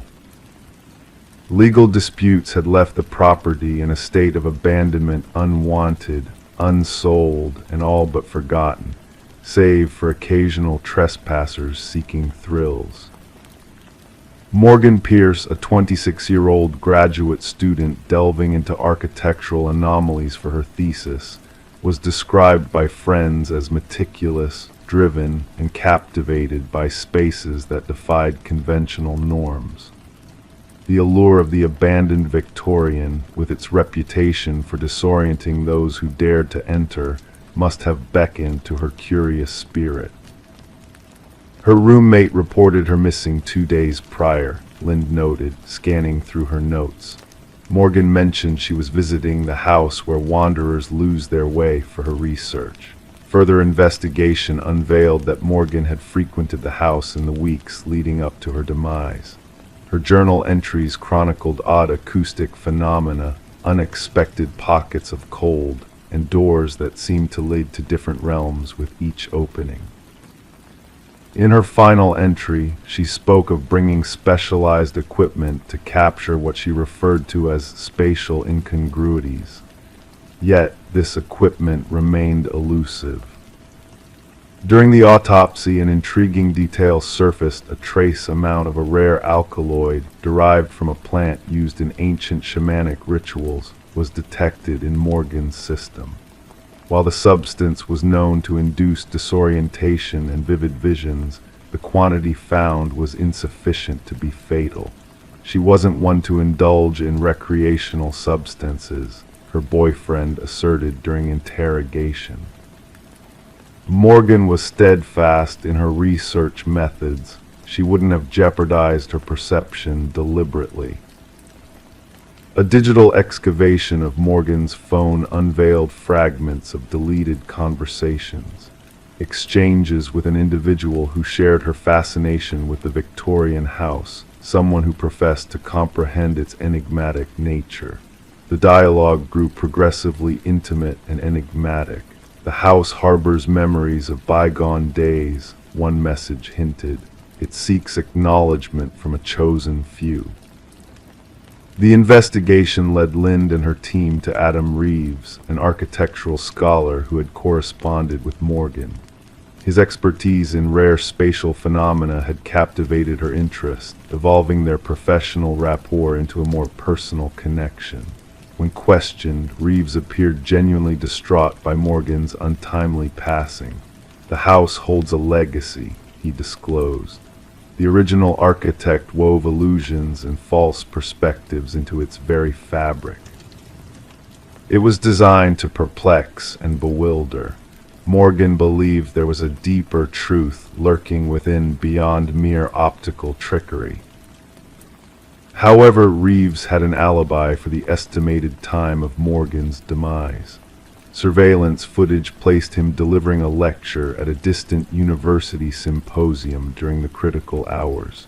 A breakthrough emerged from an unexpected source: Eleanor Blackwood's grandson, now residing abroad.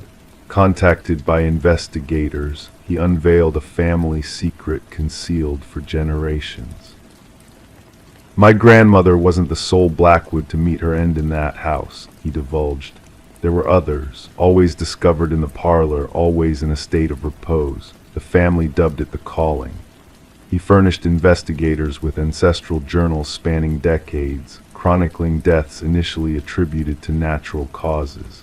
The recurring cycle was evident: individuals spending considerable time within the house eventually succumbed to what the family cryptically referred to as the sway. A secondary sweep of the property unearthed a concealed compartment behind the parlor hearth. Within, investigators discovered Morgan's missing apparatus and something more. A small sanctum concealed artifacts from diverse indigenous cultures, meticulously arranged in a geometric configuration. At its heart rested a sculpted effigy, its features worn smooth by generations of touch. Analysis identified the figurine as embodying a deity associated with liminal realms, thresholds between worlds. Traces of the alkaloid matching that in Morgan's system adorned the artifacts. The case took a sinister turn when forensic analysis of dust patterns within the house hinted at another presence during Morgan's final hours. Partial prints unrelated to Morgan or any known visitor were lifted from doorknobs throughout the residence. 3 weeks into the inquiry, Adam Reeves was discovered deceased in his domicile. Mirroring Morgan's posture, he sat facing the entrance, a serene countenance masking the presence of the alkaloid in his system. Clenched in his hand was a key that fit no lock within his abode, but seamlessly engaged the concealed compartment in the Victorian.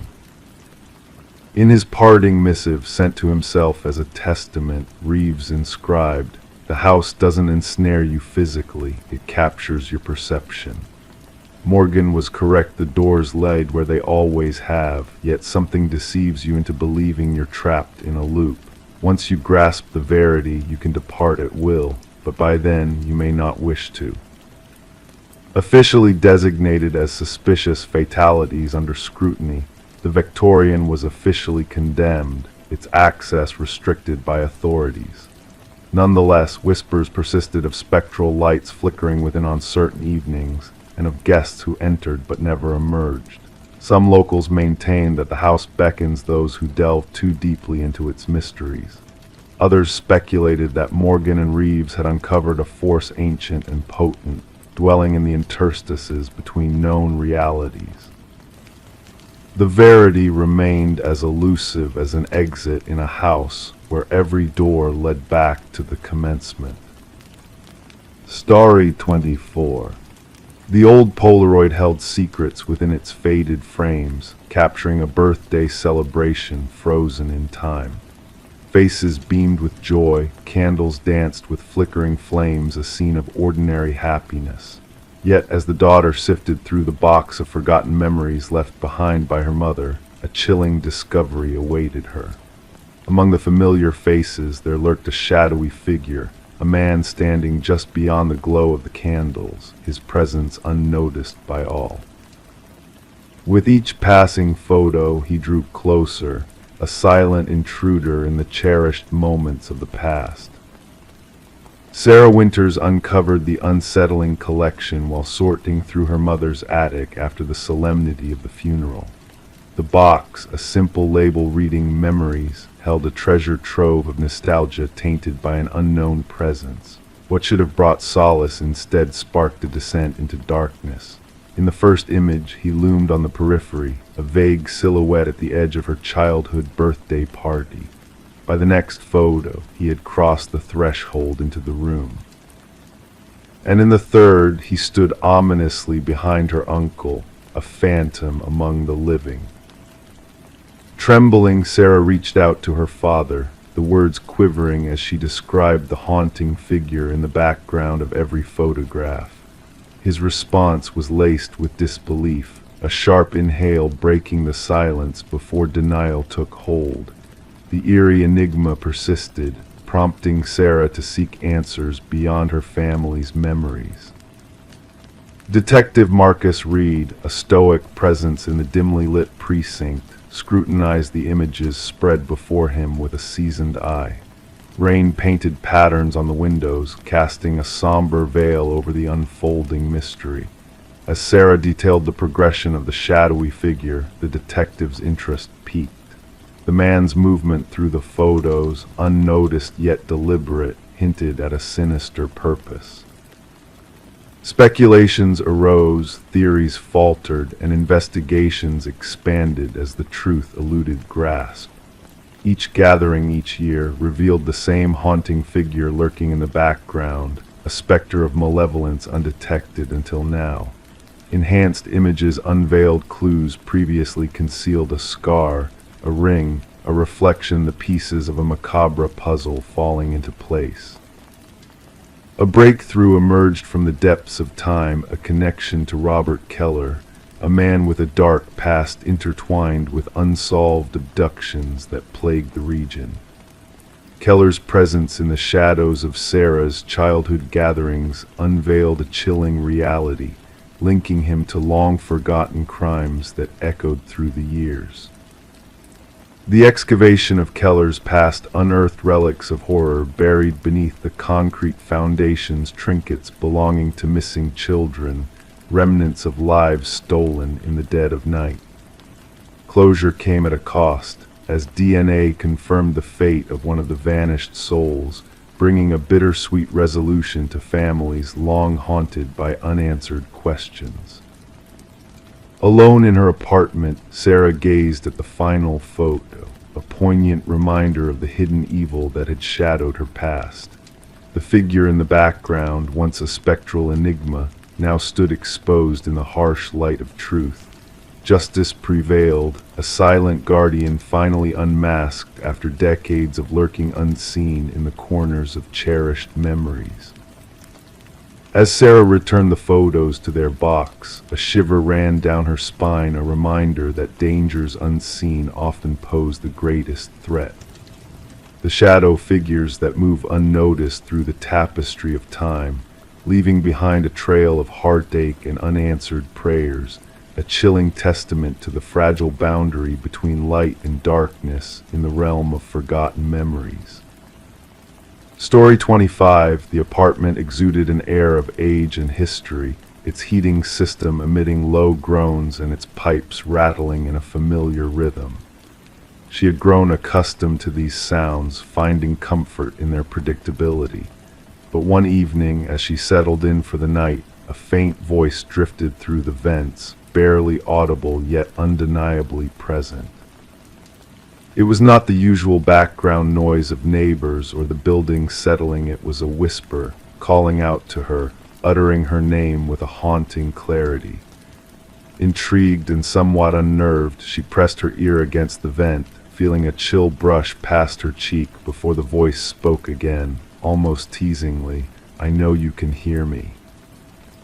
Detective Morgan Shaw stood in the midst of the empty apartment, a sense of unease settling over her as she focused on the rusted vent cover that had been forcibly removed. The forensic team moved around her with precision, capturing every detail with their cameras. The missing woman, Alina Reeves, had been gone for a week before her absence was noticed due to a peculiar odor seeping through the building. What awaited them within the ventilation system defied logical explanation. Officer Patel relayed information from his notes, detailing Alina's claims of hearing voices through the vents, which the building management had dismissed as mere quirks of an old structure. Shaw knelt by the vent, observing the deep scratch marks surrounding it, evidence of a desperate attempt to break free from within. The realization that someone had been trapped trying to escape sent shivers down her spine. Alina, a beloved kindergarten teacher known for her nurturing spirit and vibrant houseplant collection, had displayed signs of paranoia before vanishing.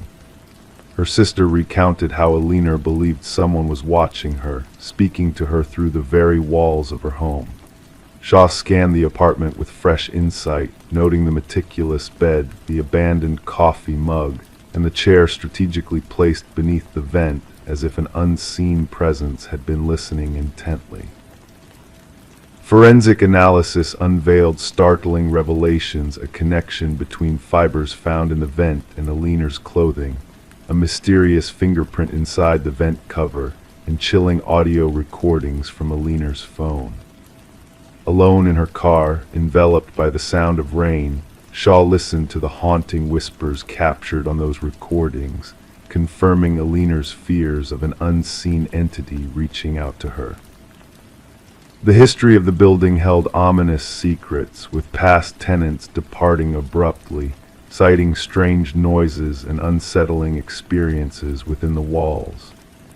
Harold Weber, the building superintendent, displayed a disconcerting nonchalance when questioned about the incidents, deflecting attention away from the dark shadows lurking in the building's history. As the investigation delved deeper, a hidden passage in Alina's bathroom revealed a clandestine route within the walls, a realm where someone had watched, listened, and whispered to their unsuspecting victims.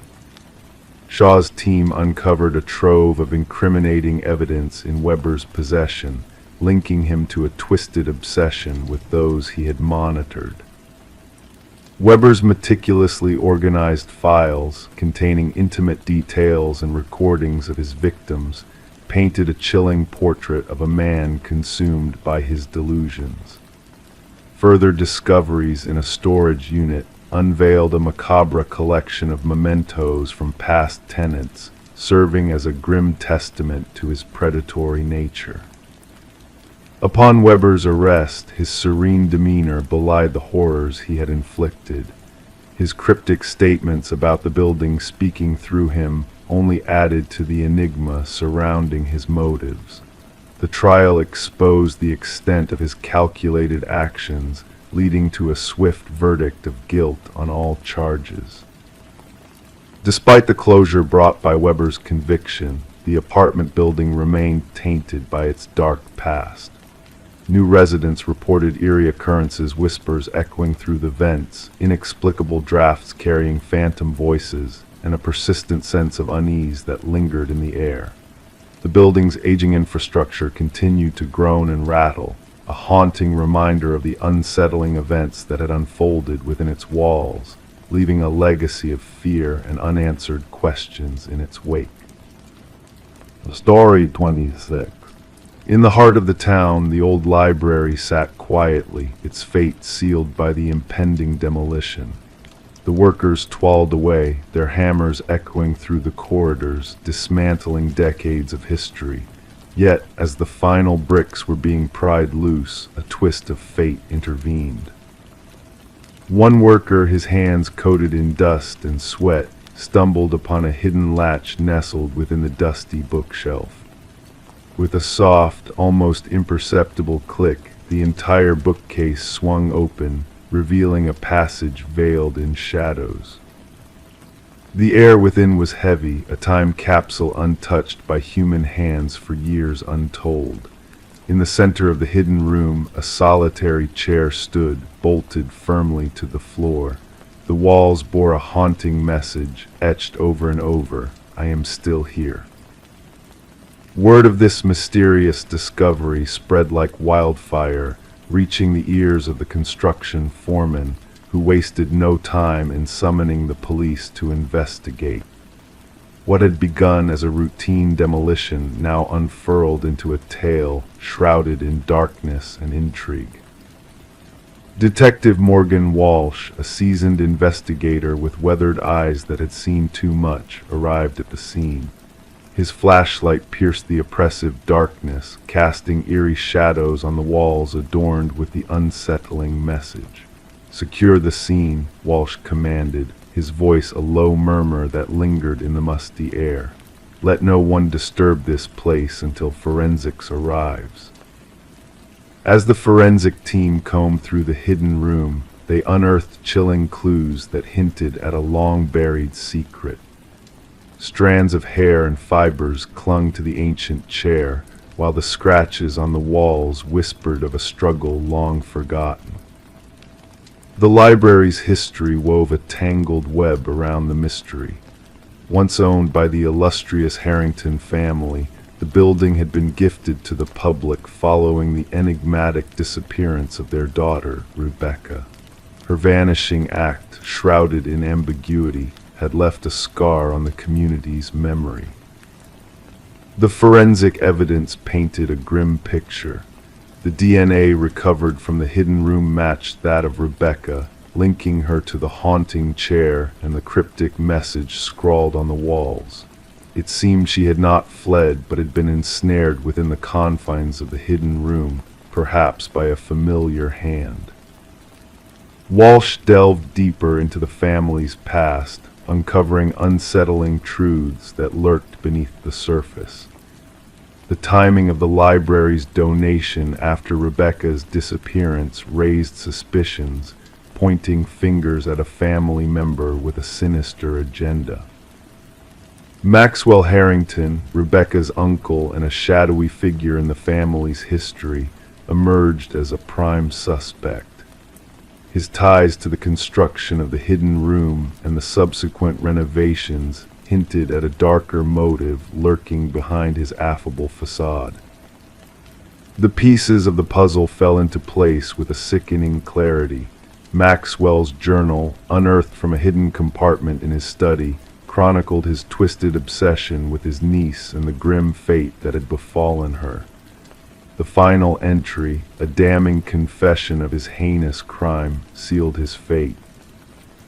During interrogation, Maxwell's stoic demeanor crumbled, revealing the depths of his depravity. He confessed to imprisoning Rebecca, driven by a desire to protect the family name at all costs. The truth, long buried beneath layers of deceit, had finally clawed its way to the surface. The excavation of the hidden room unearthed more than just bones. It unearthed a truth that demanded reckoning. Rebecca's skeletal remains, adorned with a silver bracelet that gleamed in the dim light, bore witness to the horrors she had endured. As Maxwell faced his reckoning in a court of law, the Harrington family stood in silent vigil, their hearts heavy with the weight of their dark legacy. Rebecca's mother clutched the recovered bracelet, a bittersweet token of closure amidst the sea of unanswered questions. The old library, once slated for destruction, now stood as a monument to a life snuffed out too soon. Mourners gathered at its threshold, offering flowers and prayers to a soul lost but never forgotten. And in the quiet whispers of the walls, Rebecca's voice echoed, a poignant reminder that even in death she was, and always would be, still here. Story 27, The Whispering House. She desired to redecorate the nursery before the little one's arrival. The walls donned a faded blue hue, a color that harbored years of untold tales within its depths. With each stroke of white paint, a hidden secret emerged from beneath the faint outline of letters, gradually sharpening into legibility. A message etched beneath the surface. "Don't let it hear you." A sudden gasp escaped her lips. Stepping back, her eyes widened as she noticed them tiny handprints imprinted in the fresh paint, too high on the wall for any child to reach. The revelation within the nursery of the Morgan household marked the inception of what investigators would later dub as the Whispering House case.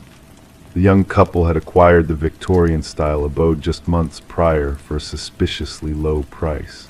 The real estate agent had merely mentioned minor cosmetic issues, omitting any reference to the property's shadowy past. Detective Sarah Klein, clutching her notebook, pressed the doorbell. A woman answered, her swelling belly evident beneath paint-spattered overalls. Dark circles enveloped her eyes, testaments of sleepless nights. Observing the woman's trembling hands, the detective listened intently as she recounted the discovery of the message and handprints. The previous owners vanished abruptly, the woman elaborated. Neighbors claimed they departed in the dead of night. No moving truck, just essential items packed into their car. The detective traversed the corridors of the historic residence, the aged floorboards creaking under her weight. Standing in the nursery, she scrutinized the partially painted wall. The message still lingered beneath the abandoned paint job. Adjacent to it, 5 small handprints adorned the wet paint, situated at an adult's shoulder level. Back at the precinct, Detective Klein delved into the property records. The house had exchanged hands 8 times in 3 decades, an unusually high turnover rate. Each family had resided for less than 2 years. More disconcerting were the child welfare reports linked to 3 of those families. Children had spoken of whispers emanating from the walls and a presence watching them as they slumbered. Delving deeper, the detective unearthed construction logs and historical documents. The house had once belonged to Eleanor Blackwood, a wealthy widow who ran a small orphanage within the premises during the early industrial era. Newspaper clippings referenced 5 vanished children from her care. Authorities of the time presumed they had absconded, a common fate for orphans in that era. Upon Eleanor's demise, renovations unearthed a sealed room concealed behind the nursery wall. Inside lay children's belongings, tiny shoes, toys, and garments, but no remains. The case grew cold, relegated to dusty archives. Detective Klein interviewed former occupants, piecing together a troubling narrative. Families with children reported peculiar incidents, displaced toys, youthful laughter echoing through vacant hallways, and crayon sketches materializing on walls. Most dismissed these occurrences as figments of imagination until the cryptic writing surfaced. The message varied slightly in each account. Don't let them find you. Don't make a sound. Don't let it hear you. Yet the handwriting remained consistent, surfacing each time the nursery was repainted. A forensic linguist examined photographs of the inscriptions and confirmed a match with samples from Alina Blackwood's journals. More unsettling were the handprints uniform in size and placement over decades, despite different children residing in the home. The investigation took a chilling turn when the detective persuaded the current owners to permit ground-penetrating radar scanning in the basement. The technician identified anomalies in the readings, 5 distinct shapes beneath the concrete floor, each resembling a child's dimensions.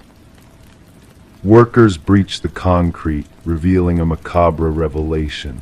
5 sets of remains, arranged in a circle, were uncovered. Forensic analysis indicated the children had perished during Alina's tenure in the house. Each child bore a pendant engraved with their name, the 5 orphans who had ostensibly absconded. The detective sanctioned the application of luminol throughout the nursery. In the darkness, handprints glowed on every wall, concealed under layers of paint, imperceptible to the naked eye. Countless handprints at varying elevations, as if the children had attempted to escape. Alina's journals, salvaged from county archives, disclosed her distorted rationale. She believed that orphaned children possessed a unique spiritual essence. By confining them in the hidden chamber, she aimed to harness their vitality to prolong her own existence.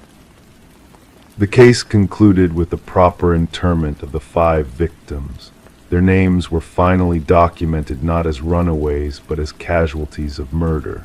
Subsequently, the house remained deserted, the expectant couple refusing to step foot inside, even to retrieve their belongings. Detective Klein submitted her final report, featuring photographs of the luminol-illuminated handprints and the concealed message. She emphasized that while justice had been dispensed for the original victims, an inexplicable presence lingered within that abode, reaching out through layers of paint and time.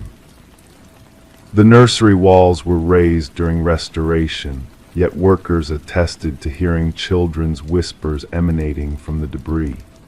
None were willing to return once their shifts concluded. The house was ultimately condemned, becoming another dormant case file in a dusty cabinet, a tangible indication of closure, yet spiritual inquiries left unanswered. The detective retained a solitary photograph from the case, 5 luminol handprints glowing in the darkness, a haunting memento that certain transgressions imprint impressions that no amount of fresh paint can obscure.